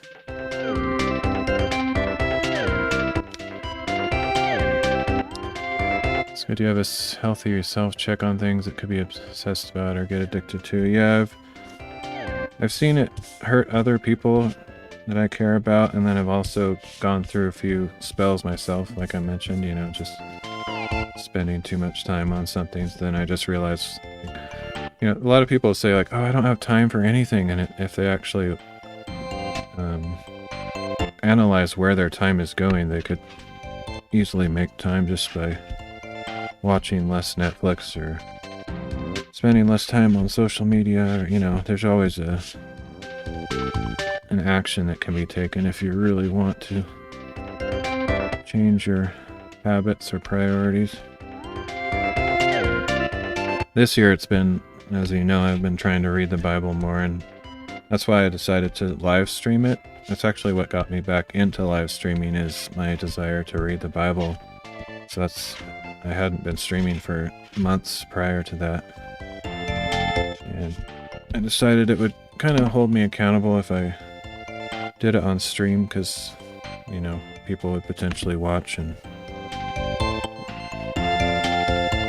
just like if I don't do it on stream, I could just stop doing it all of a sudden and nobody would know. But yeah, so that's kind of part of the reason I started doing that. Okay. This is ready now to glue on here. Need to get this going really fast, otherwise it's going to be a problem.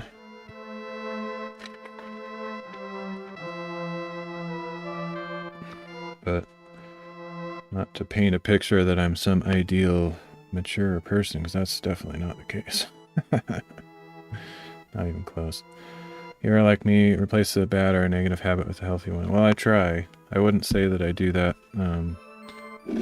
like always successfully or faithfully, but I do know when I'm like, I have a conscience, like my conscience is very active, so I know when I'm doing something or developing a behavior that's not good. It doesn't mean I always fix it. Like sometimes I let it be there, but like health, for example, I don't really take care of my health that well. I don't eat all that well or anything.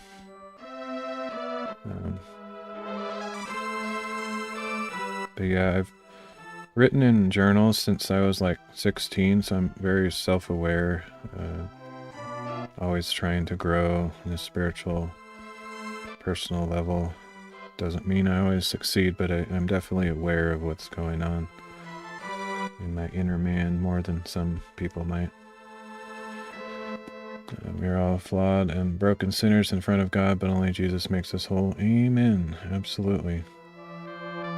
100% agree.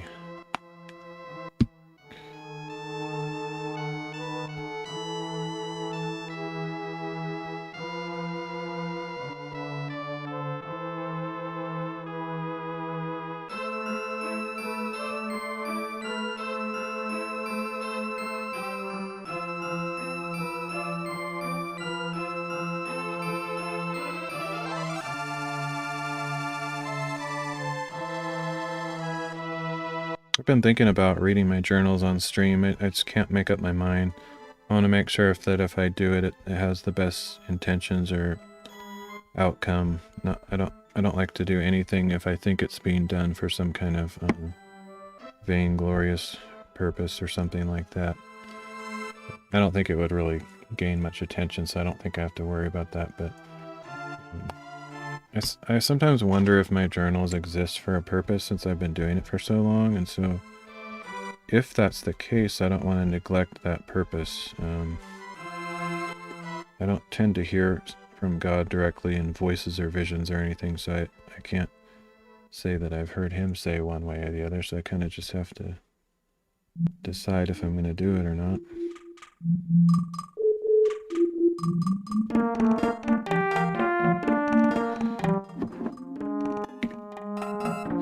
All right, this is ready to go.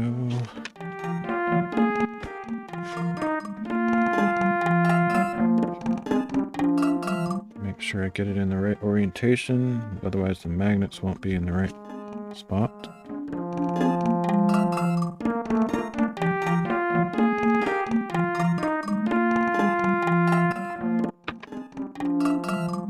I think this is going to turn out okay. The only thing I don't know about is the dimensions that I chose.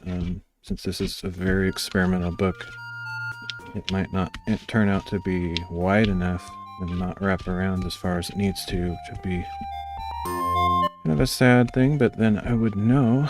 Like, that's what an experiment's all about.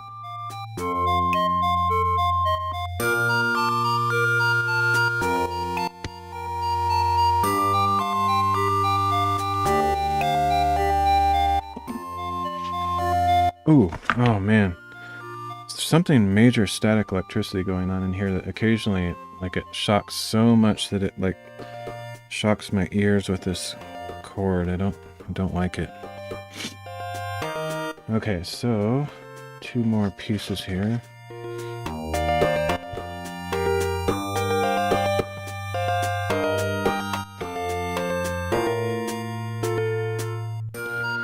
I was thinking of your magnetic cover. I may redo the cover of my Bible. It's falling apart. Nice. That's cool.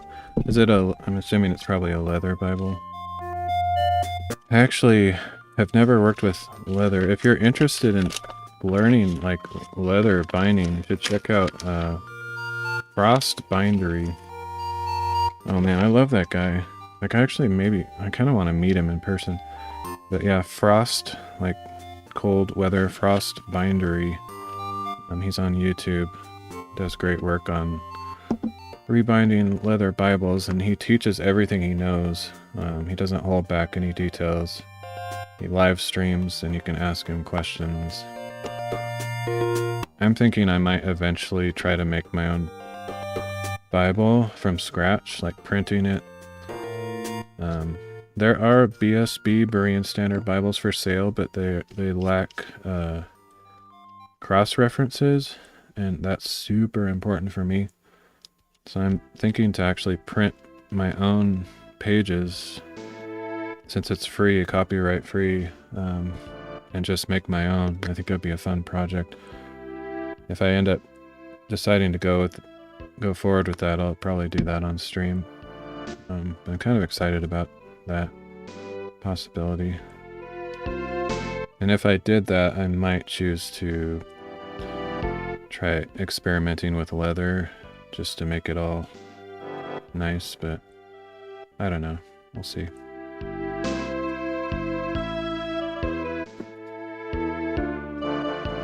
But yeah, you can get magnets for really cheap online, like neodymium or neodymium, however you say that, rare earth magnets. I get the disc kind, like 1 millimeter thick and, you know, like 12 or 15 millimeter diameter. They're pretty strong. Actually, it's lost its cover. Going to replace it with cardboard or use your hardcover idea under the material. I was thinking about my own print BSB as well. Oh, nice. Oh, I'd love to see it, dude. If you do that, I would absolutely love to see it. Whether you stream it or not, just, you know, if you end up doing it, just show me your results someday. I'd love to see it. And if you're interested in anything that I do with that project, if I do the project, not promising, but like if I produce a document and you're like, oh, I like that formatting, or can I use your document, I would absolutely give it to you. No strings attached, so yeah, we can stay in communication if you're interested in talking about that at some point. Okay, might have got a little glue on the front of there, but it'll be fun.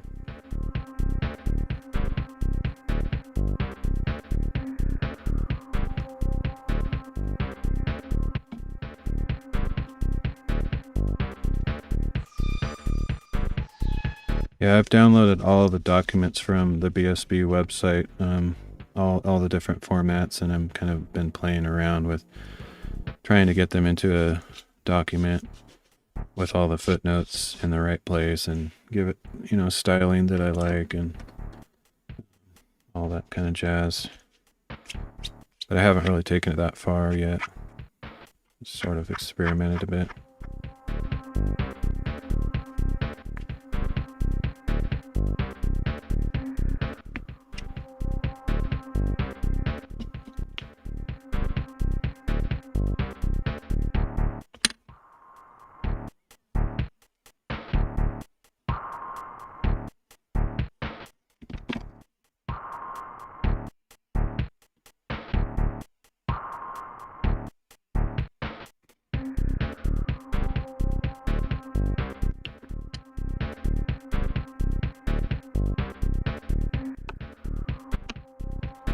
Yeah, the main thing I want to do is I have a couple of spreadsheets or databases of cross-references, so I want to somehow write a script to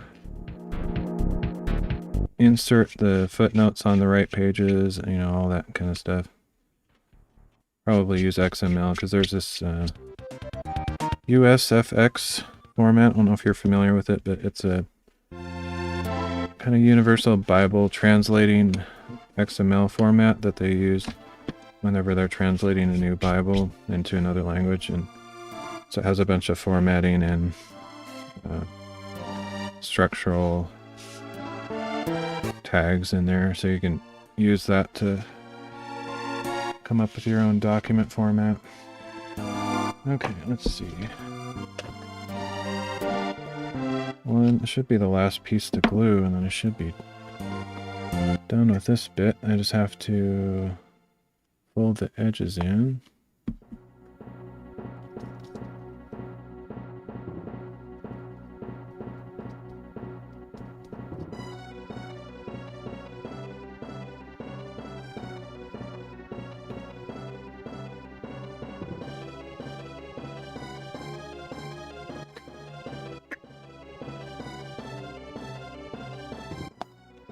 I'm kind of excited about that project. The more I talk about it, the more I want to do it. I hope it works out. Of course, I might also just contact the Berean Bible, whatever, association or whatever the company is, and see if they already have a document or can merge together cross references and the Bible for me, like, because it might interest them to be able to include the cross references in their future projects. So if they're equally interested, they might just do it for me, and then I wouldn't have to bother with all the extra scripting stuff.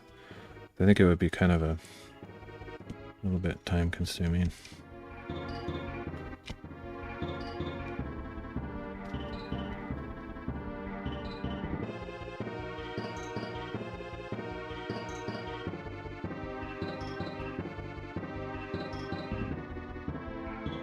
I even thought of just contacting that organization and seeing if I could volunteer, do some kind of, if there's any kind of admin type work that they need done or something, but I don't know if I'll actually do that or not. Okay.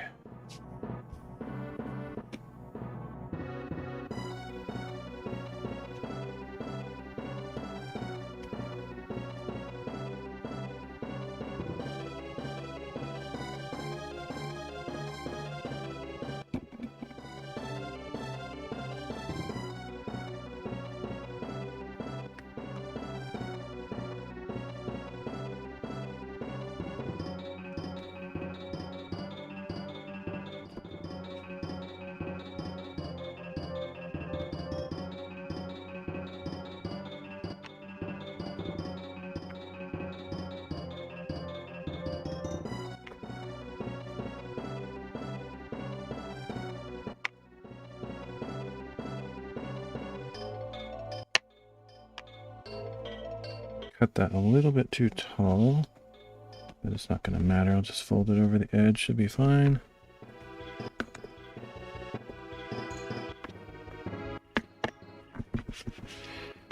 Just dropped my bone folder. Okay, so now all I have to do is fold this over.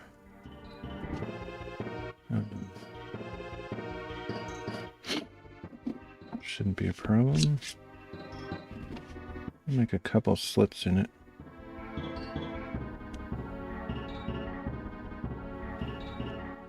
don't remember if I did this last time. I probably did. Seems logically that I have to. I can't have it bunching up when it goes around the curve. That's why.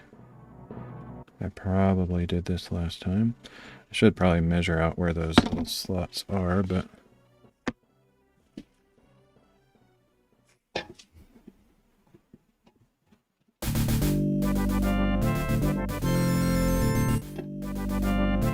man, it's every time I get up, touch the carpet and move around is when I get those shocks in my headphones. Very annoying.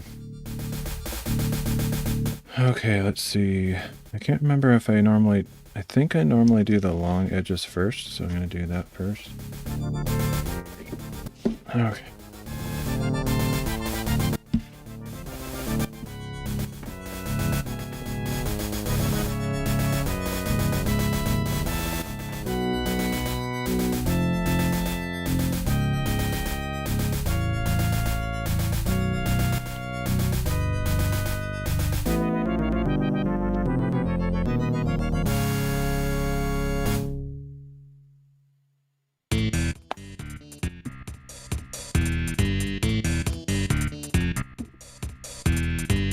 fold over is way wider than it needs to be, but I think it'll be okay. But it's very excessive.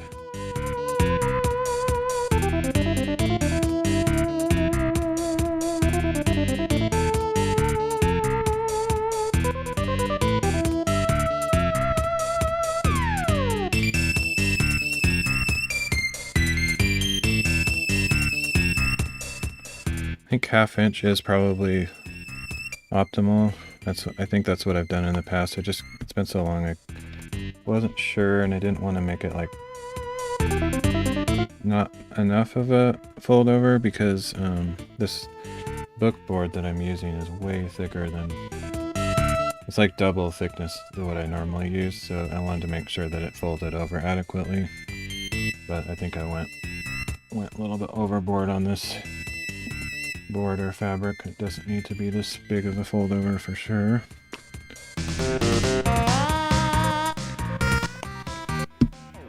This part's always a little bit hectic because if I don't do it fast enough, the glue dries, and if I do it wrong, then it's kind of dried in the wrong place, and it's just kind of I don't know if I've ever messed it up. It just feels like I'm going to every time. Okay.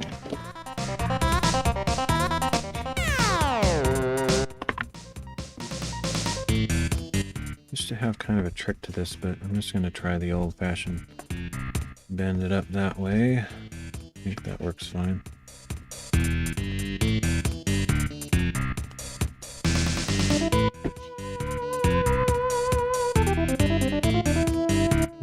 Got some glue junk there.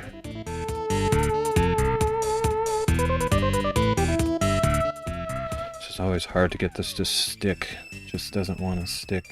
You have to put a lot of pressure and hold your hand there for like a few seconds in each spot. Found that time and pressure are the magic ingredients for getting this glue to go where you want it to.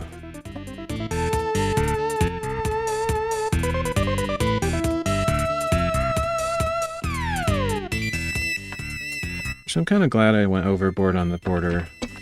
It might add a cool, interesting visual flair, and then also I think it will stick better. I think I would have had even more trouble if I did just a 1/2 inch overlap. So I don't regret that decision.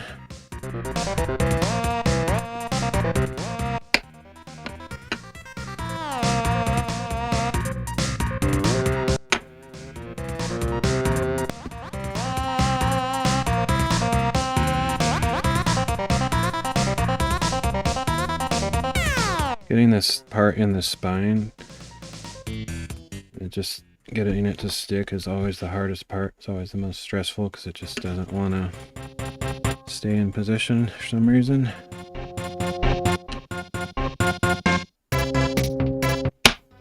Sometimes I have to glue it again just because it doesn't want to stay down.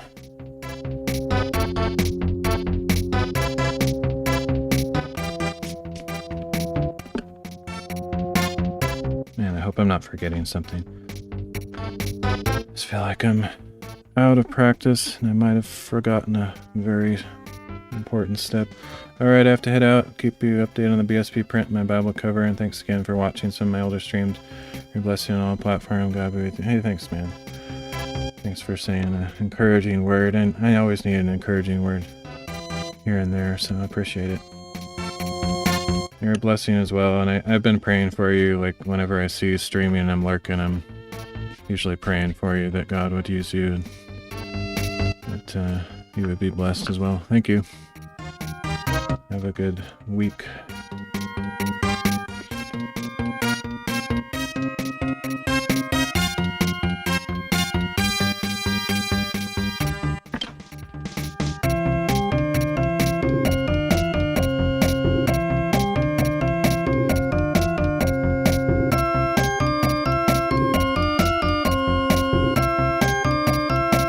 Alright, there we got that side done. Let's flip it over and do the other side.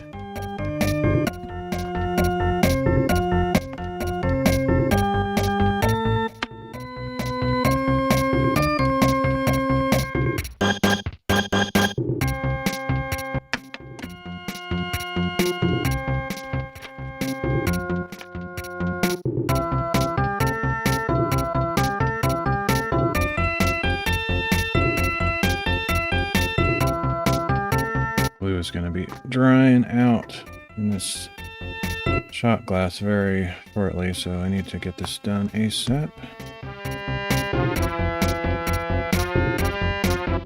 I think this is going to turn out great, though. The only variable that I don't know about is the dimensions on the spine and just the overall dimensions in general. I don't know if I got that right. I did the dimensions properly for if it was a single thickness bookboard, and I did add a little bit more to the dimensions. Hopefully compensate for the larger, thicker board, but I don't know if I did enough or too much. We'll find out very shortly. I think I'm going to finish this book tonight, except that I have to put it under pressure while it's drying, so it won't technically be done till tomorrow or something, but as far as all the physical steps that I do, it should be basically finished.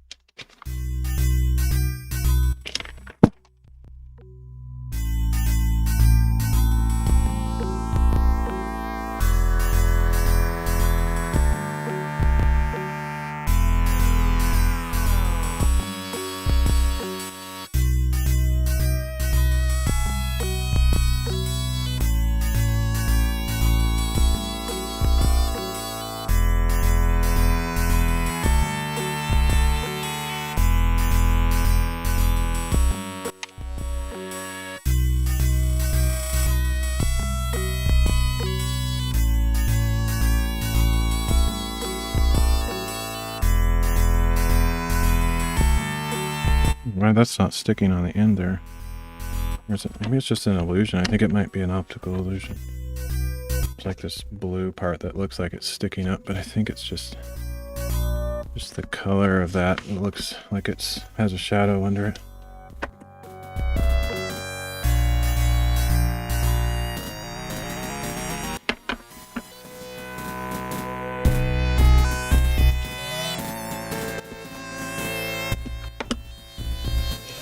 Should have been washing my fingers in between each of these little steps because I got some glue scaly junk on my fingers. Kind of makes it messy a bit. So far I haven't done any critical errors and got a huge glob of glue anywhere, so it should be fine.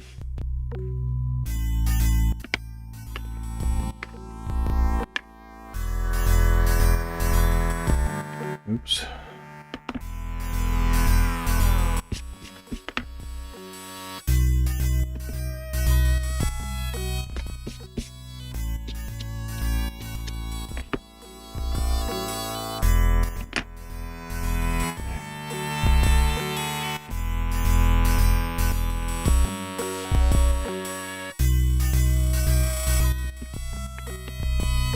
I think this is going to be great.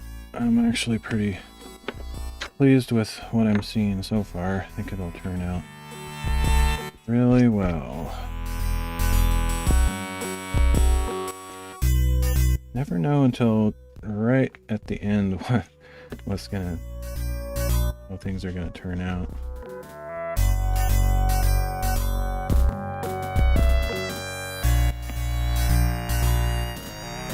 The other thing that I'm in an experimental trial stage of trying different things is the spine flexibility. Just depends on how thick I make it and where it attaches to the book, how far in I crop the book boards, things like that. It just affects how the book opens, how flexible it is. It's kind of a hard thing to get, like, perfect. It's like a subtle art to it that I don't know that I've mastered completely. Okay, let's get this little bit here. Just put a little bit of glue in the corners. Fold it over.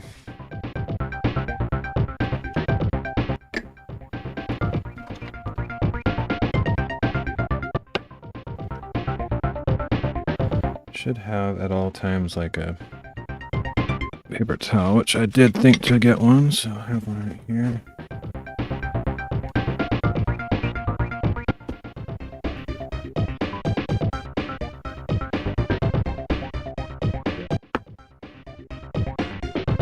Sort of didn't get the cut on the fabric on the corner quite as big as I want, but I have also been toying around with experimenting with adding corners to the book after the fact, and I might actually do that with this book because it's something I've wanted to play around with, just to give it sort of a visual flair, but also add more durability to the corners, because the corners and the spine tend to be the places that, if they're going to break down, that's usually where over a long period of time there might show some signs of weathering or wear and tear. But I'm pretty confident, or I'm pretty happy with the construction of my books. I think they stand the test of time pretty well, and I use them myself in my journaling, so I'm pretty aware of how they work.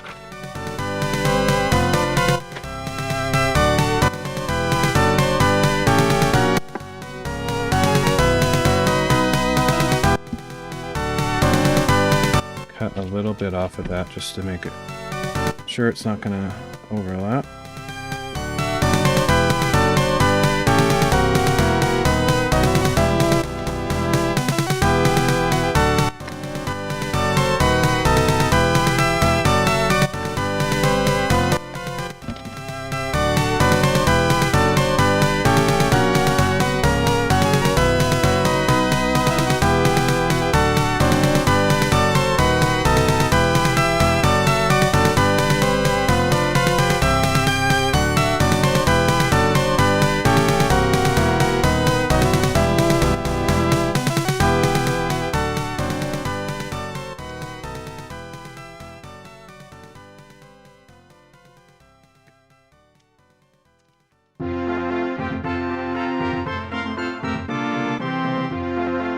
Okay, so I made those slits so that I can kind of pull this in little pieces so that it will conform to the curvature. I'm hoping that'll prove to be a sound theory. I might have not made enough slits, but I don't think I need too many. And I don't think they'll be all that visible when I overlap them, so it should be okay.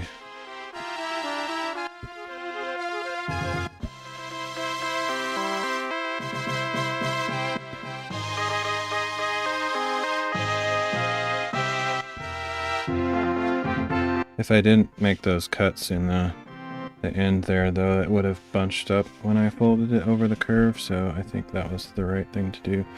Which I'm glad I thought to do that, because I haven't made a lot of these, so I don't really have like a extremely ironed out process. That's why I'm always afraid of forgetting something, because I don't have like a big checklist of steps to do. It's quite conceivable that I could forget a step.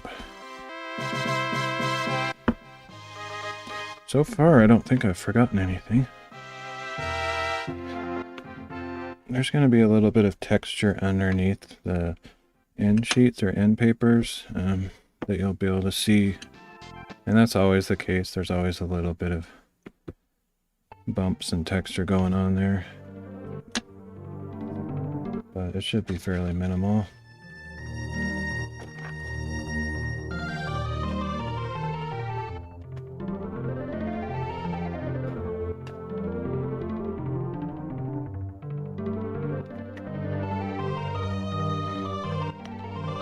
It's awesome. I'm actually gonna finish a book. It's been so long since I've worked on books at all, and longer still that I've finished a book. Like if you've been a long time follower of my channel, you'll know that I work on like dozens of books at the same time. Like when I was outside on the deck sanding those books with my belt sander, that was like, I don't know how long that was ago, long ago that was, probably at least 6 months ago. And I never finished any books back then. I was just working on a middle process or step. And so yeah, it's been ages since I actually finished something.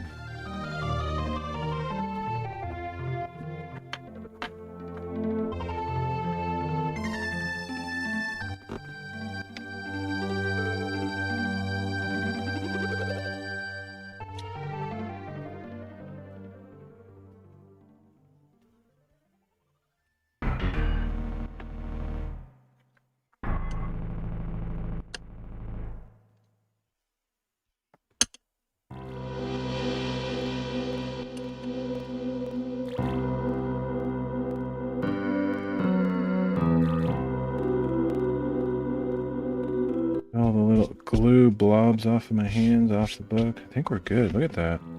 That looks really nice. Very happy with this. I was nervous. Not necessarily horribly nervous. I mean, I still have one final step to do that could make or break this thing, but let's see. Let's do it. Let's just take a chance. Gotta do it at some point. So the last step is to glue the book inside the book block. Just have to make sure I line it up just right. And oh, okay, we do have a considerable issue here. So the dimension that I cut for this cover is not big enough, so it's not gonna close. I'm not too surprised. That's too bad. I think the only thing I can do to remedy that without ripping the whole thing apart and starting over would be to just try to really mush this area of the cover and hope that I can bend it around. Just kind of crush this part right here so it's like smashed essentially. And then it might like conform and bend around. So that's actually good information though. That's why I called this an experiment. Because I didn't know what the measurement should be. So yeah, it's like not big enough to fit around there. I am gonna try that though, like just trying to really crease it right here somewhere. Let me see if I can do that like right now. Before I get that together. I'm not confident it'll work because this book board is not exactly the most pliable thing. So where's my ruler? Let's see.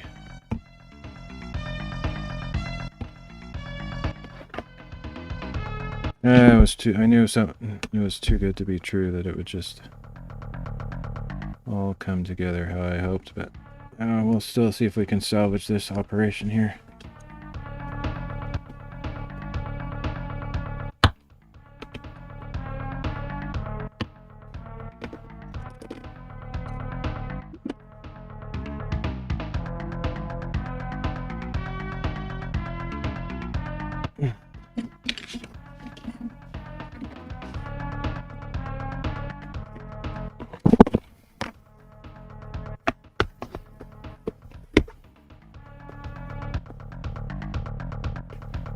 Okay, so I need to smash it more. I'm not sure this is going to work, but that's kind of part of the reason I wanted if you've been watching these streams, I wanted a very flexible flap that didn't have the board inside of it, but then I remembered I had to make it thicker because of the magnets that have to be embedded inside the board. But had I made it like just a thin flap, it would have been very easy to just bend around the edge.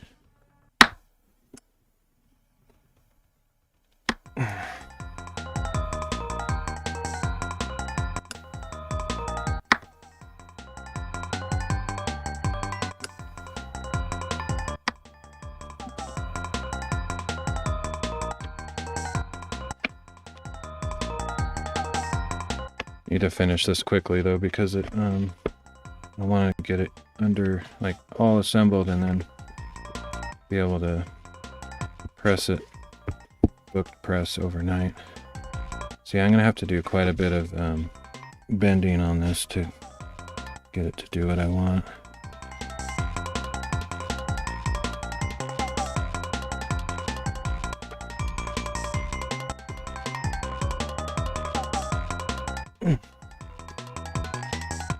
I think with that bending that I just did, kind of see how it has a curvature there. I think it will actually work.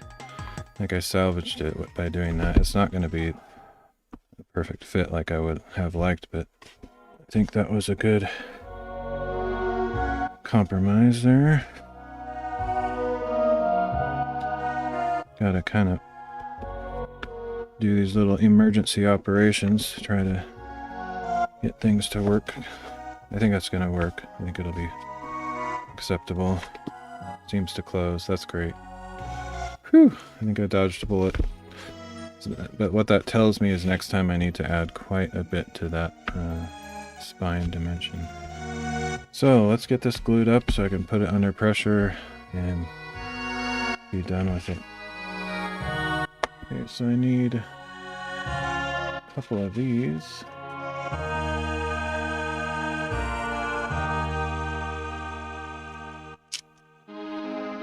It's just wax paper, nothing special, but add that in there so I don't get glue inside the book.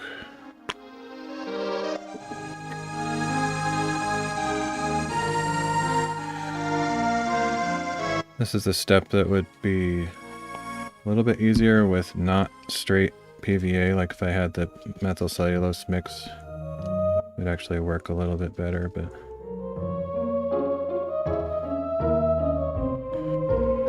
I mean, it wouldn't work better, it would just be easier to apply quickly before it dries out, because the straight PVA dries really fast, it gets tacky, and it makes it harder to cover this whole surface area before it starts drying out.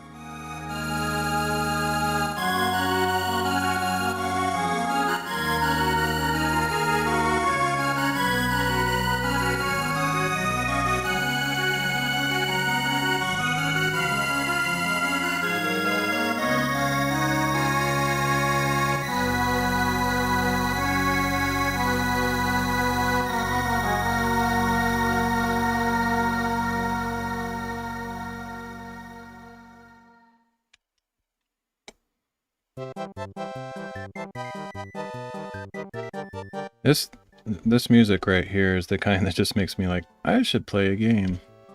I don't know, I might do that one of these days. I don't know why, just the days somehow just totally escape me. Like, hours and hours go by and I just feel like I'm not as able to get little bits of things done in, you know, short amounts of time. Like, I just feel very unproductive. I'm hoping my brain isn't just kind of decaying to the point where I can't function like a normal human anymore. That's kind of what it feels like, but I think it's just, I'm going through a rough time, just looking for work, can't find it, and don't have any friends or family where I live, so I'm just kind of on my own, struggling.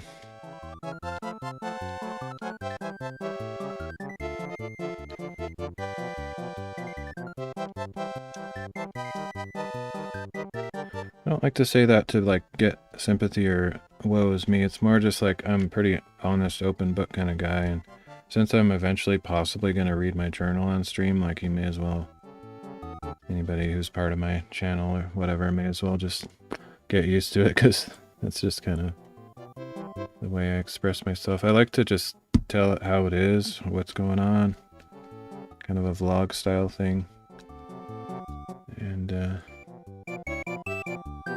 hopefully people won't interpret that as me trying to garner sympathy or any of that, because I don't need that, don't want it. It's more just I find it healthy to express what you're going through openly, not keeping it all bottled inside. I encourage other people to do that as well, so if I say for other people to do it, I may as well set the example and do the same. Okay, so that should be lined up. So I just aligned the end, and then it'll just lay flat exactly where it should be if I get the end right. And then I just need to work this in a little bit with the bone folder, which I have no idea where it went. Come on, where are you? There it is.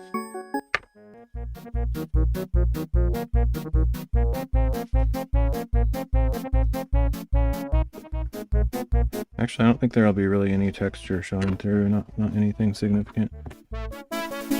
Forgot, one of the things that I changed within the last couple of years is I double ply the marble paper end sheets. If I marbled them on a very thin paper, I double ply them. But as a general rule, I use pretty thick paper when I'm marbling paper, so and that's the reason, is so that it kind of is easier to attach to the book in the end, which makes a huge difference. So yeah, it's something I learned and adapted over the years. Alright, so now I just put a piece of this in there while it's drying so it doesn't glue shut. And then I do the other side, same thing.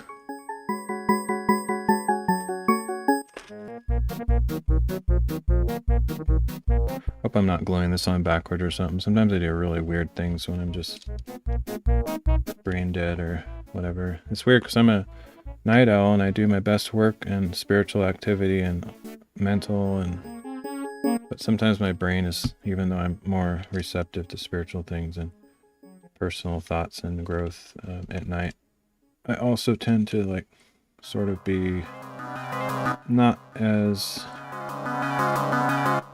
thoughtful about details like this, so it's possible I make mistakes.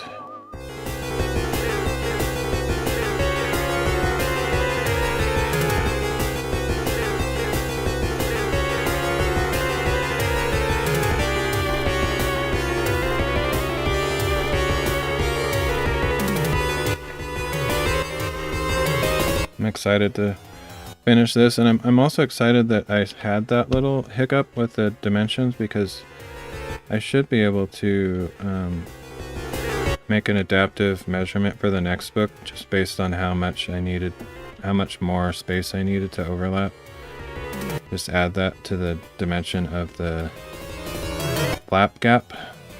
The flap gap meaning this little piece or whatever that I use to separate the flap when I laid out the book. So I'll just make that a little bit wider so there's a bigger gap, and everything should be fine. I just have to figure out what that exact comfortable tolerance is. I don't want it to be too floppy, but I don't want it to be too tight like it is on this one.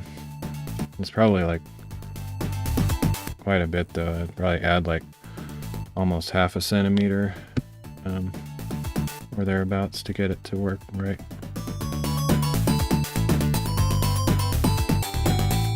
Might end up being about almost the same size as the spine flap, but it shouldn't be that big though. It'll just be, instead of 2.05, it'll probably be 2.5 or something like that.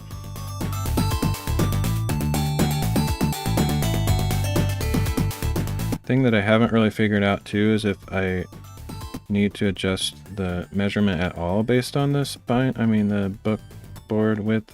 I don't actually think so, because since I'm wrapping that thin piece of paper around the back to get my measurement, I think that's taking into account the thickness of the board automatically, so I don't think I have to add any kind of addition to compensate for the thickness. pretty sure about that, but I'm not 100%. Even just little things like the thickness of this end sheet, the thickness of the fabric, like all of that can actually make a difference. So if I were to use like really thick fabric, for example, I think I would need to add a little bit to those dimensions just so it would wrap around. I had that issue with one book that I made a while ago, maybe a couple of years ago, where I used like outdoor fabric or some kind of canvas material. It was like 3 times or 4 times as thick as standard kind of cotton or whatever, and because of that it ended up kind of falling in a weird position.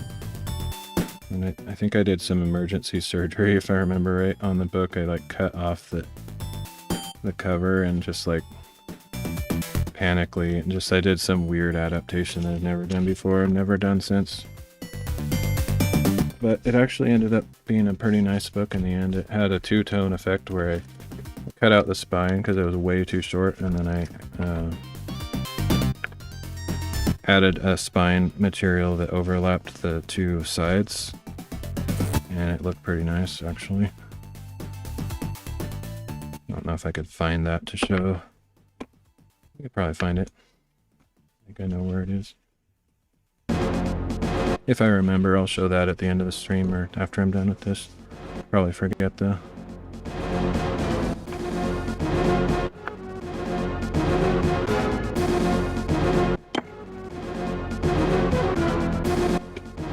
Alright. That's it. We're done.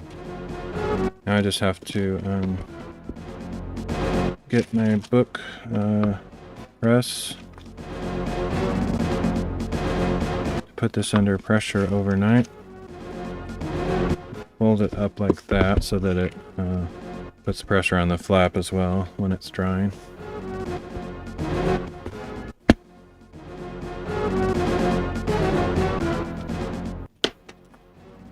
Okay, I'll be right back. Just need to get a book press.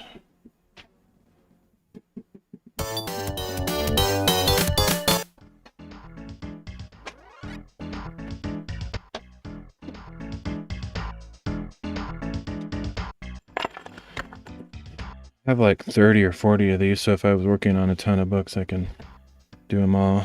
And I need some felt, so let me grab that. Be right back. It's right here.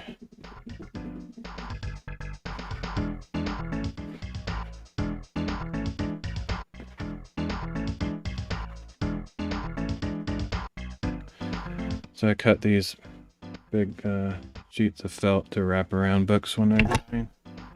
It makes the pressure evenly distributed. Instead of like having the board straight against the book, flat against flat, it softens the blow so that it adds even pressure.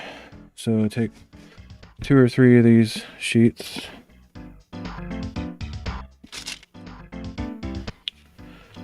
Put them around the back.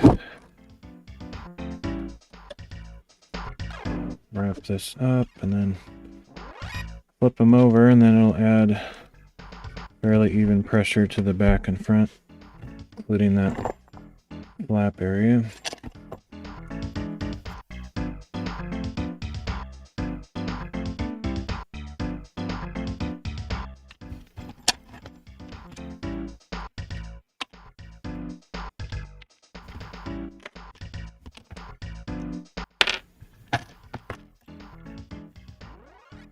We are basically done with this book, and I'll definitely show it in my next stream tomorrow after it's all dry.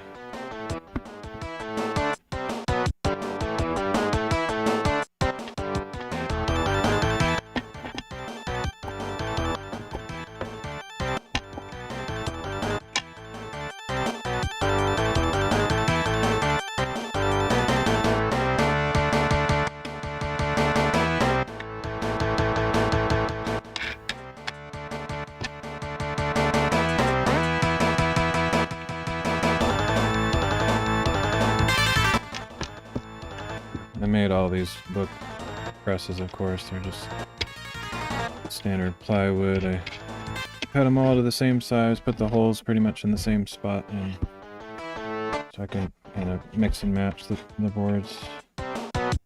Actually, I don't know if that last part's true. I did that with the smaller ones that I made after the fact. I might not have done that with these bigger ones. So yeah, I just put a bunch of pressure with these wing nuts and bolts. And I'll leave that all night to dry. Should be good by tomorrow sometime.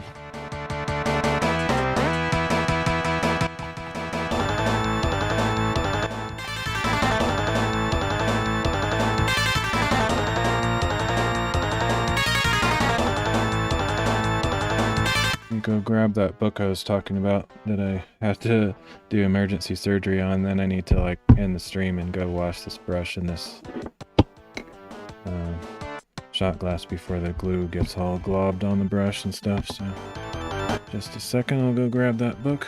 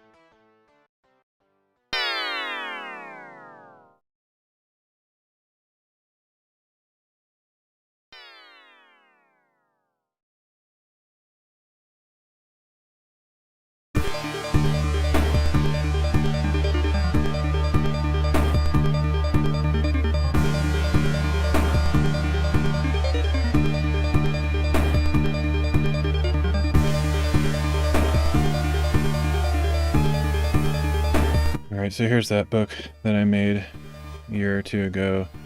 It's crazy thick. I think it's, what do you call furniture? Can't think of the word. But it's like fabric that you would use to cover furniture. So it's crazy thick, super durable. But I had the same issue where I didn't make this dimension big enough, so it didn't wrap around, and it was like, you know, angling out like that last one that I was working on. I couldn't close it. So I ended up just completely cutting it straight across there.